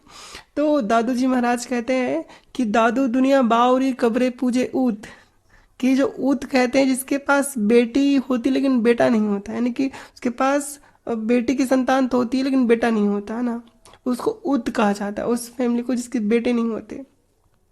तो दादू जी कहते हैं कि दादू दुनिया बावरी, वो लोग पागल हैं जिनका बेटा नहीं लेकिन वो कब्र पूजते हैं, कब्रें पूजे ऊत, और जिनको कीड़े खा गए उनसे मांगे पूत, जो कब्र में सड़ गए कीड़े खा गए ऐसे लोगों से वो लोग बेटे मांगते हैं कि भैया दे दो। और सोचिए आप लोगों के खुद के जो संत महात्मा है वो इतना निर्णायक ज्ञान दे रहे हैं, और इस निर्णायक ज्ञान को छोड़ के वो कब्र में जो लेटे हुए हैं उनके पास जा रहे हो। अब बोलते हो कि भाई हमारा तो फलाना हो गया ढिमका हो गया, वो तुम लोग नहीं जाते हो उसके पास तो भी तुम्हारा वो काम हो ही जाता, क्योंकि जो होनी है ना, वो जो कार्य कारण सिद्धांत है वो तो हर जगह है। तो इस प्रकार के भी विचार करके मनुष्य को आगे बढ़ना चाहिए, है ना। तो इस तरह से मोहम्मद का जो इतिहास है उन्होंने खुद से लिखा है, और मनुष्य को चाहिए कि हर प्रकार से सोच विचार करके किसी प्रकार के निर्णय को लेना चाहिए। अगर आप सही निर्णय लेते हैं, सही चीज़ की ओर आगे बढ़ते हैं, तो आप हर प्रकार से सुरक्षित रहेंगे। और हमारे लिए सबसे अमूल्य बात यह है कि हम अपनी प्राचीन धरोहर को, जो हमारी मौलिक सिद्धांत है, उसको बचा कर रखें, जो हमारे लिए बहुत मतलब जिसको बोलते हैं कि अत्यंत कठिन है। क्योंकि आज के समय में आप देख रहे हो कि लोग कितने ज़्यादा इन सब चीज़ों से प्रेरित हो रहे हैं, जबकि सत्यता से वो बहुत दूर हैं। तो उनकी सत्यता से दूरी होने का कारण यही है जो अज्ञान है, और इसी अज्ञान को समाप्त करने के लिए ही आपको ये वीडियो पूरी सुननी पड़ेगी। तो सुनिए। उनका पखाना भी खुशबूदार, अल्लाह ने कोई ऐसा पैदा ही नहीं होने दिया। बेशक आपके थूक मुबारक में भी खुशबू, आपके नजरा मुबारक में भी खुशबू, आपके नीट मुबारक में भी खुशबू। इसीलिए तो बुखारी शरीफ में है, उर्वा बिन मसूद सख्फी जब आए हुजूर के पास तो देखा कि सरकार दो आलम सल्लल्लाहु अलैहि वसल्लम जब थूकते हैं या आप अपनी नाक मुबारक साफ करते हैं या खंगालते हैं तो सहाबा हाथ मिलाते हैं, जिसके हाथ पर पड़ता है वो अपनी चेहरे पर मार लेते हैं। यकीनन मिन कबीले नूर था हुजूर का नजरा मुबारक। आप कौन है ये लोग, कहाँ से आते हैं लोग, पता नहीं कहाँ से आते हैं, और वैसे हमें पता है वो कहाँ से आते हैं, लेकिन एक बात तो है, ये जहाँ से भी आते हैं बड़ी मूर्खता की बातें करते हैं। तो ये जो जाबिर नाम का व्यक्ति था, सोचिए सिर्फ जाबिर नाम मुझे याद आया तो लगभग 34 मिनट हो गए मुझे इस पे संवाद करते हुए। मैं जब भी किसी विषय पे बात करती हूँ मेरे पास बहुत से इसके बारे में न्यूज़ होती है, या मैं कह सकती हूँ कि उसके विस्तार के लिए मेरे पास और भी बहुत सारे अलग अलग विषय होते हैं। तो अगर मैं किसी विषय में बोलती हूँ तो मैं तो कम से कम 24 घंटे तो बोल ही सकती हूँ। तो आप लोगों ने इसके साथ मेरी चर्चा सुनी, और इसकी चर्चा में आप लोगों ने एक चीज़ ध्यान दिया होगा, इसको नॉलेज नहीं था। और मैंने बहुत सारे मुफ्तियों से भी डिबेट्स की हैं, मौलवियों से भी डिबेट करती रहती हूँ। आप मेरे इस चैनल में, और जो बड़ी यास्मीन वाली चैनल है उसमें भी आप देखते होंगे कि मौलवी मुफ्ती भी इसी के लेवल के होते हैं। और यासीन नदीम जो भालू है उसकी वीडियो आप देखोगे तो हर चीज़ का बहुत लोगों को मैनिपुलेट करता है, झूठी बातें बताता रहता है। वो आजकल बहुत पसंदीदा बना हुआ है किन लोगों का, ये जो पंचर लोग होते हैं, जो एथिज़म या जो एग्नोस्टिक बोलते हैं ना उनको, जो एग्नोस्टिक होते हैं, और जो हिंदुओं के जो अद्वैत सिद्धांत है और शून्य सिद्धांत है उनके टोड़ में ये इनका सहारा लेते हैं, ये जो भालू है। लेकिन मैंने इसकी वीडियो देखी है भालू की, ये जो भी बोलता है बिल्कुल बिना सिर पैर के बोलता है। इसकी वीडियो को सुनने के बाद आप समझ जाएंगे कि इस मूर्ख को कुछ भी नहीं आता। अब ये तो एक बात हो गई कि इन लोगों को नॉलेज होता नहीं है, लेकिन फिर भी ये इस चीज़ को मान्यता प्राप्त समझ के इसको फॉलो करते हैं। अब क्यों फॉलो करते हैं, उसके पीछे कारण क्या है?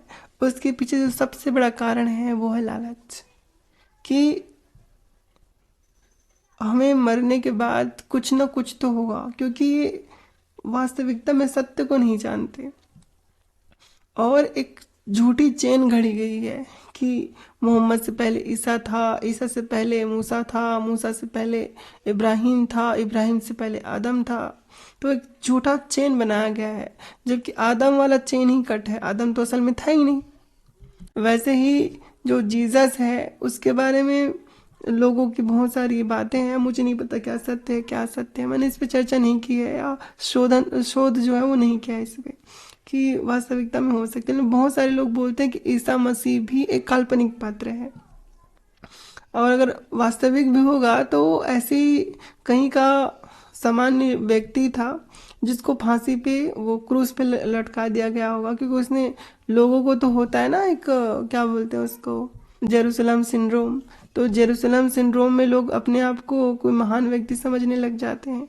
तो यहूदियों की सिद्धांत तो पहले से था ही था, ईसा मसीह ने सुना होगा, है ना। तो अगर हम लोग वैज्ञानिक दृष्टिकोण से देखें तो हम ये कह सकते हैं कि अगर उनका वास्तविक में अस्तित्व भी था तो लोगों ने उस वक्त तक उनको उतना महत्व नहीं दिया। बाद में जो उनके 12 प्रेरित थे जो अलग अलग जगह के प्रचार किए, उनके दुखों के कारण बेचारों को मैंने पढ़ी, बहुत बुरी तरह से उनकी मृत्यु हुई है 12 के 12। और धन्य हैं वो लोग जो इतनी पीड़ा सहने के पश्चात भी अपने मार्ग से नहीं हटे, है ना। तो इसके लिए तो उनकी प्रशंसा ही की जानी चाहिए कि ऐसे दुख दर्द में भी उन्होंने अपने धर्म को आगे बढ़ाया, ईसा मसीह वाले को। लेकिन उन्होंने कभी भी मोहम्मद जैसी बातों को सच नहीं माना। मतलब वो जो बोलते हैं ना कि एक भविष्यवाणी की गई है, तो एक भविष्यवाणी की गई है वो ऐसा मानते, लेकिन किसी प्रकार का कोई भी भविष्यवक्ता नहीं हुआ या फिर कोई भी भविष्यवाणी नहीं हुई है बाइबल में जहाँ पे मोहम्मद का नाम आम हो। तो ये लोग क्या काम करते हैं, दूसरे को अपना बाप बनाने की कोशिश करते हैं कि नहीं भाई हमारा चेन तो ईसा से था, ईसा के बाद हमारा मोहम्मद आया है, ये आखिरी पैगंबर है, फिर मेहदी और ईसा बाद में आएंगे। तो ये जो कहानी बनाई जाती है, इस कहानी का चेन टूट जाता है हर जगह पे जब आप कुरान और हदीस को पढ़ते हो। तो ना यहूदियों ने ईसा मसीह को अपना माना आज तक, क्योंकि आज तक यहूदी धर्म जिंदा है, और ना ही ईसाइयों ने मोहम्मद को अपना माना, और ना ही मोहम्मद की जो मुसलमानों ने क्या नाम है इनका, कादियानियों को अपना माना। लेकिन कादियानी भी कहते हैं कि हम इन्हीं चेन से हैं। तो ये जो भयानक चेन है, और आजकल तो क्या नाम था उसका, शकील बिन हनीफ, सलीम नहीं, शकील बिन हनीफ का फितना फैला हुआ है। यानी कि शकील बिन हनीफ भी एक ऐसा व्यक्ति है जिसके लाखों में फॉलोअर हैं, और वो महाराष्ट्र के इलाके में है, और उसके लोग भी बहुत बढ़ रहे हैं, और वो भी दावा करता है कि मैं ईसा मसीह हूँ और मेहदी हूँ, और दोनों मैं ही हूँ, है ना। एक पागल को तो हम जानते हैं जो क्या नाम था, सेकंड ईसा मेहदी ऐसा कुछ लिखता रहता है, बड़े बड़े लंबे बाल वाला, हैदराबाद का, वो भी उसी बीमारी से ग्रसित है। तो ये जो शकील बिन हनीफ वाले हैं वो भी अपने आप को वही कहते हैं। अच्छा ये सुनिए, से जरा बच के रहे, समझे। ये आदमी शकील बिन वहीद को ईसा अलैहिस्सलाम बोलता है, और ये नाउजुबिल्लाह, और इस आदमी से बच के रहे जरा, ये लोगों को भड़काता है, लोगों को गुमराह कर रहा है, काफिर बना रहा है लोगों को, है ना। तो यहाँ पे आप देखिए ये इसको दावे कर रहे हैं कि भाई ये इसको दूसरों को काफिर बना रहा है, क्योंकि शकील बिन हनीफ अपने आप को क्या मानता है, आने वाला ईसा और मेहदी मानता है, ठीक है। और मोहम्मद भी अपने आप को रसूल माना था, और उससे पहले उसके बाद जो गुलाम मिर्जा कादियानी था उसने भी अपने आप को रसूल माना था। ये पता है, इनको मारते थे, ये समझते हैं कि अबू बकर, उमर, बिलाल को सजाएं मिल रही, तुम लोग सब मरोगे, डायरेक्ट जहन्नम में जाओगे। और शकील बिन हनीफ है ना, फिरौन का औलाद है, चेला है, और उसके मानने वाले सब का सब उसी के साथ हश्र होगा। साले मुसलमानों को वैसे दुनिया परेशान है, तुम लोगों मुसलमानों को दुश्मन, तुम साले दाढ़ियों के आने में भोपाल में इसका बादशाह करेगा, ये देखिए टपने से ऊपर। अच्छा ये भोपाल की बात हो रही है, और जो पकड़ा हुआ व्यक्ति है वो पूरा मोमीन वाले गेटअप में है, और ये वाली टोपी इनकी अलामत है। चलो वो तो अच्छी बात है। ये बताओ, इसकी अलामत बता दो ना भाई, अलामत बताओ ये ये दिखने में एकदम दिखेंगे सूफी बुजुर्ग, अखलाक से पेश आएंगे लोगों के पास, इनको लगेगा कि यही एक मुसलमान है। मुझे बोलो, नहीं बोले कुछ जाने, जल्दी बोलो मुझसे, कहीं मत जाना, किसी मस्जिद में कितना मस्जिद में पकड़ लिए हैं बेचारे को, और शकील बिन हनीफ को फॉलो करेगा, वो बूढ़ा उसको चीख चीख के डरा रहा है। अब सोचिए कि ये फितना इतना फैल गया, और भारत जैसे देश में तो भयानक फैल रहा है, क्योंकि यहाँ पे वो पाकिस्तान और बांग्लादेश की तरह हमला नहीं कर सकते। यहाँ पे हमला करेंगे तो वो लोग माशाल्लाह नहीं बोलेंगे, जेल में चले जाएंगे, है ना। अच्छा ये वाला और सुनिए। ऐसा कैसे साबित कर दिया? पुलिस स्टेशन में आके साबित हुआ। 40 दिन के बाद अल्लाह के नबी आखिरी नबी है क्या? पढ़ो वाला कलमा, ला इलाहा इल्लल्लाह मुहम्मदुर रसूलुल्लाह सल्लल्लाहु अलैहि वसल्लम। अरे शकील बिन हनीफ बोलो, कज़्ज़ाब है, झूठा है, दज्जाल है, बोलो।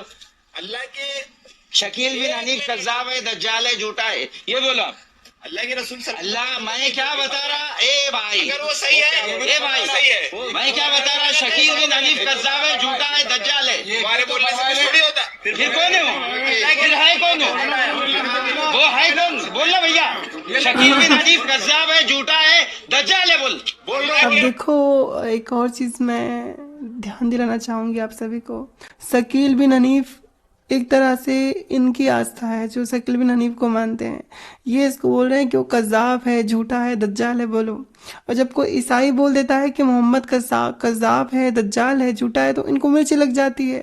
आप हमेशा देखिएगा, ये जो इब्राहिमिक रिलीजन वाले होते हैं उनमें एक समस्या होती है, वो अपनी भावनाओं को सर्वोपरि रखते हैं कि भैया हम अपनी भावनाओं को दूसरे पे दबा सकते, रख सकते कि हाँ देखो तुम्हारी मूर्ति फलानी है, तुम्हारे भगवान ऐसे हैं, तुम वैसे हो, तुम्हारा ऐसा है वैसा है, लेकिन तुम हमारे अल्लाह पे मत बोलना कि 72 हूरे बांटते, इसका मतलब तुम उसको ऐसा समझ रहे हो। तो ये मत कहना हमारे रसूलुल्लाह ने 6 साल के बच्चे के साथ डिंगी डिंगी कर ली तो वो ऐसा है। हाँ, उसको काल्पनिक चीज़ें दिखाई देती हैं तो उसको सिजोफ्रेनिक मत बोल देना तुम। तो इनको अपनी भावनाओं का बहुत महत्व होता है, लेकिन दूसरे की भावनाओं को समझते हैं कि क्योंकि हमारे खुदा के बातों से अलग है तो महत्व नहीं रखता कि इनकी भावनाएं कैसी हैं, क्या है, और क्या इसकी भावनाओं को हर्ट किया जा सकता है कि नहीं किया जा सकता, वो लोग नहीं सोचते। अच्छा ये देखिए, अरे अल्लाह के रसूल की बात नहीं चल रही अभी अल्लाह, मैं क्या बता रहा हूँ, तू खाली अपनी जुबान से ये बता दे कि शकील बिन हनीफ कज़्ज़ाब, झूठा, दज्जाल नंबर के झूठे ये अल्लाह के नबी को नहीं मानते। आप समझ में आएगी। खैर तीनों लोकों में आग लगी है और कृत्रिम बाजी सब ठगी है। ये चश्मे के दुकान लगाया हुआ है, क्या नाम भाई तेरा? हाँ साजिद। सरनेम क्या तेरा? मेरा ना सरनेम नहीं रहता हमारा। सरनेम नहीं रहता, कहाँ वाला? मैसूर वाला? तो मैसूर का, ये मैसूर का है। अपने आप को क्या बोलता, कौन से ग्रुप से है बोला तो? इस्लाम को मानते हैं। हाँ, इस्लाम को मानते हैं। किसको मानता? क्या शकील बिन हनीफ साहब कहते कौन की बदमाश है उसे मानता कहते हैं। नबी सल्लल्लाहु अलैहि वसल्लम को नहीं मानने की बात कर रहे हैं। और हुगली के अंदर बिंदास है सो गाड़ी लगा को मस्त गाड़ी लगा को चश्मे कर रहा, व्यापार कर रहा, धंधा कर रहा है यहाँ उन्हें। देख रहे भाई, शकील बिन हनीफ को मानता कहते नहीं, ईसा अलैहिस्सलाम को मानता कर को दावा। तो ये मैंने 2-3 वीडियोस 7-4 वीडियो दिखा दी, ये स्पष्ट हो गया शकील बिन हनीफ का। जो मेरे पास बहुत सारी वीडियो हैं, शकील बिन हनीफ की जो बातें वो स्पष्ट हो जाती हैं, है ना। तो फॉलोअर बहुत है शकील बिन हनीफ के, और वो एक और ईसा मेहदी बन चुका है ना। और इससे पहले भी बहुत सारे लोग अपने आप को बोल चुके हैं। ऐसे 5 लोग अभी तक मेरे नज़र में आए हैं जिन्होंने खुद को नबी रसूल कहा है। ईसा मतलब ईसा और मेहदी। महाराष्ट्र, हैदराबाद, लखनऊ ऐसे क्षेत्रों में इनकी बहुत बड़ी है। और भाई ये मज़हब ही ऐसा है, लोगों को जेरूसलम सिंड्रोम हो ही जाता है, जैसे मोहम्मद को हुआ था, उसको तो बहुत सारे सिंड्रोम हुए थे जो साबित भी होते हैं। मैं लक्षण बता सकती हूँ। तो मैं मोटा मोटी बात ये कहना चाहती हूँ साथियों कि जैसे शकील बिन हनीफ, गुलाम मिर्ज़ा कादियानी, है ना, और सेकंड ईसा मेहदी को मुसलमान एक्सेप्ट नहीं कर रहे हैं, ये बोल करके कि भैया हम इसको रसूल नहीं मानते, आने वाला हमारा, ठीक है। लेकिन जो उसके मानने वाले हैं वो उसको सही मानते हैं। एक वक्त ऐसा आएगा कि शकील बिन हनीफ को मानने वाले जो लोग हैं वो करोड़ों में हो जाएंगे। तो जब उनकी संख्या करोड़ों में हो जाएगी तो इन लोगों को ये मानना ही पड़ेगा कि एक और कम्युनिटी है जो इसको मानती है। और ये लोग भी अपने आप को इब्राहिमिक रिलीजन से जोड़ देते हैं। जैसे आज के समय में जो गुलाम मिर्ज़ा कादियानी को मानने वाले लोग हैं वो करोड़ों की संख्या में भारत में भी हैं और पाकिस्तान में भी हैं। इवन सऊदी अरब में उनको मुस्लिम माना गया। वो लोग जाते हैं उधर और गोल गोल चक्कर लगा के आते हैं, यानी कि वो तवाफ़ करते हैं उधर जाकर के, तो उनको ये इजाज़त दी गई है। तो एक अलग सा वो बन गया है ना। लेकिन जो इस्लाम के मानने वाले हैं 4 इमामों के, वो इनको मुसलमान नहीं मानते, लेकिन ये लोग उनको अपना बाप बना के बैठे हैं कि नहीं ये इसके चैन से हम हैं। जैसे मोहम्मद ने अपने आप को ईसाइयों और यहूदियों के चैन से जोड़ा था, लेकिन वो लोग भी नहीं मानते। तो आप पूरा खेल समझिए, ये वही है कि आज का जो बच्चा पैदा हो रहा है वो सीधा उंगली दिखा के जो उससे पहले लोग थे उसकी ओर बोला कि वो मेरे बाप थे, जबकि वो लोग बोले कि तू मेरा बेटा है ही नहीं, लेकिन वो बोले तू मेरा बाप है। बस ये जो सिद्धांत है वही चल रही है और इसी सिद्धांत पे ये लोग आगे बढ़ रहे हैं। और ये सिद्धांत ऐसा नहीं कि सिर्फ इब्राहिमिक रिलीजन वालों को ही ये लोग अपना मान लेते हैं, चैन से जोड़ लेते हैं। आपने सुना होगा राम को इमाम हिंद कहते हैं। भगवान राम भगवान कृष्ण को भी इस्लाम से जोड़ने की कोशिश करते हैं। भगवान बुद्ध के लिए आपको यूट्यूब में पाकिस्तानी बहुत सारी वीडियोस मिल जाएंगी जहाँ लोग भगवान बुद्ध को नबी घोषित करते हैं, क्योंकि मोहम्मद ने एक बड़ी बचकानी बात कही थी कि अभी तक 1,24,000 नबी आ गए हैं दुनिया में, है ना, अल्लाह ने रसूल भेजे हैं। तो वो जो मोहम्मद ने जो बातें अनर्गल बोली थी, बिना सिर पैर की बातें, है ना, ये उटपटांग जो बातें बोली थी जिसका कोई साक्ष्य नहीं है, तो मोमिनों को कुछ ना कुछ करके तो उसको भरपाई करनी पड़ेगी ना। तो पहले से ही जो लोग हैं उनको, अब जो फेमस लोग हैं उनके ऊपर टैग लगा दो कि हमारे रसूल हैं। तो कृष्ण जी को, राम जी को, बुद्धा को, गुरु नानक को, महावीर भगवान को, ऋषभ देव जी महाराज को, प्रसन्ननाथ जी महाराज को, सबको टैग लगाते रहो कि हाँ ये है। रविदास जी को, गरीबदास जी को, दादू साहब जी को, कबीर साहब जी को, सबको टैग लगा दो ये हमारे नबी थे। और आश्चर्यचकित मत होइएगा अगर कभी वो कह दें कि मोदी जी और अमित शाह जी भी कोई नबी हुआ करते थे। हो सकता है, मान लेंगे ये लोग भैया, है ना, एक अलग सा तरीका इनका शुरू हो जाएगा। क्या बोलेंगे कि देखो जो मोदी जी है ना वो अल्लाह की तरफ से रहमत है। क्या बोलेंगे? नरेंद्र मोदी रहमतुल आलमीन, कि अल्लाह की तरफ से रहमत थे कि जब गैर मुस्लिम अपनी अकीदा बढ़ाने के लिए थे तो अल्लाह ने मोदी जी को भेजा था ताकि वो थोड़ा मतलब मामले को थोड़ा सा कठोरता से ले और मोमिनों को थोड़ा सा ऐसा सबका साथ सबका विकास करके उनको घर दे के, बिजली पानी खाना पीना दे के उनका विकास कर दे। तो ये अल्लाह की तरफ से रहमत थे, ऐसा बोल सकते हैं कि भैया ये भी कोई वलीउल्लाह थे, कोई नबी थे, क्या पता बोल देंगे। तो यही बात है समझने की कि जैसे इस व्यक्ति को जिसका नाम था जाबिर, इसको नॉलेज नहीं था, वैसे ही मौलवी और मोमिनों को नॉलेज नहीं होता, लेकिन वो बातें बहुत बड़ी बातें करते हैं। वैसे ही इनके जो रसूलुल्लाह थे उसकी भी यही सेम बात है कि उसको भी नॉलेज नहीं था और बातें वो बहुत बड़ी बड़ी करते थे। तो स्पष्टतः ये बात सिद्ध हो जाती है कि यद्यपि कोई भी मनुष्य इस्लाम को गहराई से जानने की कोशिश करता है तो उसके दो ही पक्ष सामने आते हैं, या तो वो उससे हट जाता है या तो उससे गहराई में जुड़ जाता है। और जब वो गहराई में जुड़ता है और बहुत ही कट्टरता को प्राप्त हो जाता है तो उसकी स्थिति कैसी हो जाती है, वो अपने आप को उसके प्रति समर्पित कर लेता है। और समर्पण के बाद से मुझे एक बात में ध्यान आया, आप सभी ने दिल्ली में जो बम विस्फोट हुआ था उसके बारे में अवश्य ही सुना होगा। तो जो बम विस्फोट हुआ था दिल्ली में, आप सभी ने वो कल की न्यूज़ में देखी होगी कि उस बम विस्फोट में ये जो क्या बोलते हैं जी, जो आतंकवादी उमर है उसने वीडियो बनाई थी। और वो जो उमर था, आतंकी डॉक्टर उमर, उसने सिर्फ अपने आप को ही आतंकवादी नहीं बनाया था, बल्कि उसने 11 युवाओं को ब्रेन वॉश करने के लिए 70 वीडियो भेजे थे। इनमें वो 12 जो वीडियो थे उसको खुद ही शूट किया था। लाल किले के सामने विस्फोटक से भरी जो कार है उसको जो उड़ाने वाला आतंकी डॉक्टर उमर है ना, ये सब तो पता है। ऐसे बहुत सारे, जैसे उसने अपने आप को उड़ाया था, उसने ऐसे बहुत सारे जो लोग हैं वो उसने तैयार किया था। एनआईए के सूत्रों के अनुसार गिरफ्तार आरोपियों के मोबाइल फ़ोन में डॉक्टर उमर के 12 वीडियो समेत 70 से ज़्यादा वीडियो मिले हैं। ऐसे ही वीडियो 11 लोगों को भेजे गए थे। इनमें से 7 युवा कश्मीर मूल के बताए जा रहे हैं और सभी का अल फलाह यूनिवर्सिटी से लिंक मिला है। बाकी 4 युवा उत्तर प्रदेश, केरल और कर्नाटक के रहने वाले हैं। अर्थात कि ये जो लोग आतंकवादी थे वो हमारे ही देश के रहने वाले थे और यहीं जन्मे थे, बाहर से नहीं आए थे। जांच में यह भी सामने आया है कि आमिर राशिद अली, जिसने उमर नबी को i20 कार दिलवाई थी, खुद सुसाइड बॉम्बर बनने को तैयार नहीं था। इसके बाद उमर ने उसे भी ऐसे ही ब्रेनवॉश करने वाले वीडियो भेजे थे। एजेंसियों को शक है कि उमर नबी एक पूरी फिदायीन टीम तैयार कर रहा था और उसका टारगेट कई राज्यों के युवा जो थे वो थे। और साथियों, दिल्ली कार ब्लास्ट में खुद को उड़ाने वाला आतंकी डॉक्टर उमर मोहम्मद हमले से करीब 2 हफ्ते पहले पुलवामा के कोइल गांव में अपने घर गया था।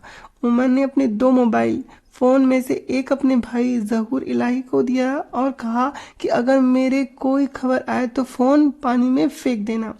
इसी फ़ोन से वह वीडियो मिला है जिसमें उमर आत्मघाती हमले को शहादत का ऑपरेशन बता रहा है। और जहूर ने सुरक्षा एजेंसियों को पूछताछ में फ़ोन के बारे में जानकारी दी है। जहूर ने बताया कि उमर ने उसे 26 से 29 अक्टूबर के बीच फ़ोन दिया था। 9 नवंबर को अल फलाह यूनिवर्सिटी से उमर के साथियों की गिरफ्तारी की खबर सुनते ही उसने घबराकर फ़ोन घर के पास एक तालाब में फेंक दिया था। जांच एजेंसियों ने 9 नवंबर को उमर के दोनों फ़ोन तलाशे तो दोनों बंद मिले थे। एक फ़ोन की आखिरी लोकेशन दिल्ली और दूसरे की पुलवामा थी। इसी दौरान जहूर से पूछताछ चल रही थी कि तभी दिल्ली में आत्मघाती धमाका हो गया था। बाद में तालाब से फ़ोन बरामद हुआ। हालांकि पानी में डूबने से वो खराब था, फिर भी एक वीडियो रिकवर कर लिया गया और फ़ोन और डिजिटल सबूत अब एनआईए को सौंप दिया गया है। वीडियो में उमर टूटी फूटी अंग्रेजी में बात कर रहा है। उसने कहा एक बात जो नहीं समझी गई कि यहाँ शहीद होने के लिए ऑपरेशन यानी कि मॉडरेटम ऑपरेशन है, ना कि सुसाइड हमला।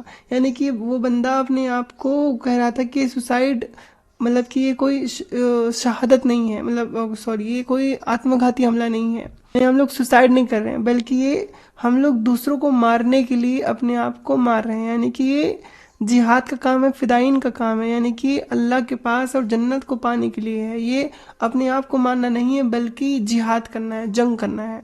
आगे वो इस वीडियो में कहता है कि इसको लेकर कई विरोधाभास है। दरअसल मॉडरेटम ऑपरेशन के लिए माना जाता है कि कोई व्यक्ति निश्चित रूप से किसी जगह पर निश्चित समय पर जान देता है। डॉक्टर उमर ने दिल्ली के लाल किले के पास 10 नवंबर को हुंडई i20 कार में आत्मघाती धमाका किया था। इससे 15 लोगों की मौत हुई थी और 20 से ज़्यादा घायल हुए थे। मामले में अब तक 8 लोगों की गिरफ्तारी हुई है। इसमें से 5 लोग तो डॉक्टर ही हैं। इसमें से जो 5 डॉक्टर हैं, पहला तो डॉक्टर मुजम्मिल शकील है, 36 साल का है, जन्म उसका पुलवामा में हुआ है, कश्मीर का रहने वाला। आरोप है इसके ऊपर कि वो 2900 किलो विस्फोटक जुटाया था उसने। दूसरी डॉक्टर शाहीन सईद है, वो 45 साल की है और ये लखनऊ यूपी की है। और इस पे आरोप है कि ये जो मुजम्मिल की करीबी कार में राइफल इसने रखा हुआ था। और फिर डॉक्टर आदिल अहमद है, इसकी एज 38 साल है और ये काजीकुंड कश्मीर का रहने वाला है। और इस पे आरोप है कि जैश की धमकी वाले पोस्टर लगाए थे। लॉकर से AK-47 भी इसकी मिली थी। और फिर डॉक्टर सज्जाद अहमद, 32 साल इसकी उम्र है। इसने पुलवामा कश्मीर में रहता है। और ये जो बंदा है वो उमर का दोस्त है जो अपने आप को बम से उड़ा लिया। और ये पुलवामा ठिकाने वाले मॉड्यूल से संबंधित है। और 5वां है डॉक्टर परवेज अंसारी, 41 साल का, ये लखनऊ यूपी का है और ये मॉड्यूल से जुड़े फ़ोन और डॉक्यूमेंट्स इसके पास मिले हैं। यानी कि सोचिए कि यूपी से 3 लोग हैं, अच्छा यूपी से 2 लोग हैं, कश्मीर से 3 लोग हैं। तो अब सोचिए कि स्थिति क्या थी। इतनी भयानक स्थिति थी जिसको लोग डॉक्टर समझते थे और बहुत ही सोचते थे कि ये लोग भगवान का एक रूप होते हैं। वो खुद ही एक विस्फोटक तैयार कर रहे हैं, एक बम तैयार कर रहे हैं ताकि लोगों को जान ले सकें। और ये मानसिकता क्या है, ये मानसिकता कहाँ से आई, क्यों आई, किस तरह से आई, ये बातें अब अनसुलझी नहीं रही। वीडियो पूरी तरह से और इसके जो कारण है वो पूरी तरह से स्पष्ट हैं। ये कट्टर इस्लामिक आतंकवाद का नतीजा है जिसको लेकर के NIA, ATS और पूरी दुनिया बहुत ही सजग है। और साथियों, एक तो न्यूज़ मुझे नाबालिग लोगों की भी आई है। अगर मैं आपको बताऊं तो ये जो वाक़या हुआ है ये बहुत ही अपनी मतलब नाबालिग लोगों को, जो नाबालिग लोग हैं 17-18 साल के, वो लोग आतंकवादी बन रहे हैं। असल में छत्तीसगढ़ में आतंकी संगठन ISIS अपना नेटवर्क बनाने की कोशिश कर रहा था। आतंकवाद विरोधी दस्ता ATS ने 2 युवकों की पहचान की है जिनमें पाकिस्तान स्थित ISIS के हैंडलर्स ने इंस्टाग्राम जो था उसके माध्यम से इनसे संपर्क किया था। 2 नाबालिग मिले हैं, एक 16 साल का है, एक 17 साल का है। और दोनों आतंकवादी जो ग्रुप है ISIS उसकी उसके भ्रम में आ गया था और वो रेकी करने लगा था। और ये जो ATS की जो टीम है वो कई साल से इन पे नज़र रख रही थी, यानी कि उनको पता था कि कहीं ना कहीं कुछ ना कुछ गड़बड़ है। और आपको जान के बड़ी हैरानी होगी कि डॉक्टर उमर ने जो बम विस्फोट किया था उसने जल्दबाजी में किया था, क्योंकि इनका जो मॉड्यूल है उनका पता लगा लिया था ATS और NIA ने। तो जब इनको पता चल गया था तो वो लोग कड़ी के साथ साथ पकड़ते जा रहे थे लोग। इसने सोचा कि बिना कुछ किए ही अगर हम लोग पकड़े गए तो फिर तो बहुत खतरनाक बात हो जाएगी। इतना मेहनत भी किया और फिर जेल में चक्की पीसिंग, इससे अच्छा है 1-2 को टपका के ही मर जाते हैं, कम से कम शहीद तो कहलाएंगे।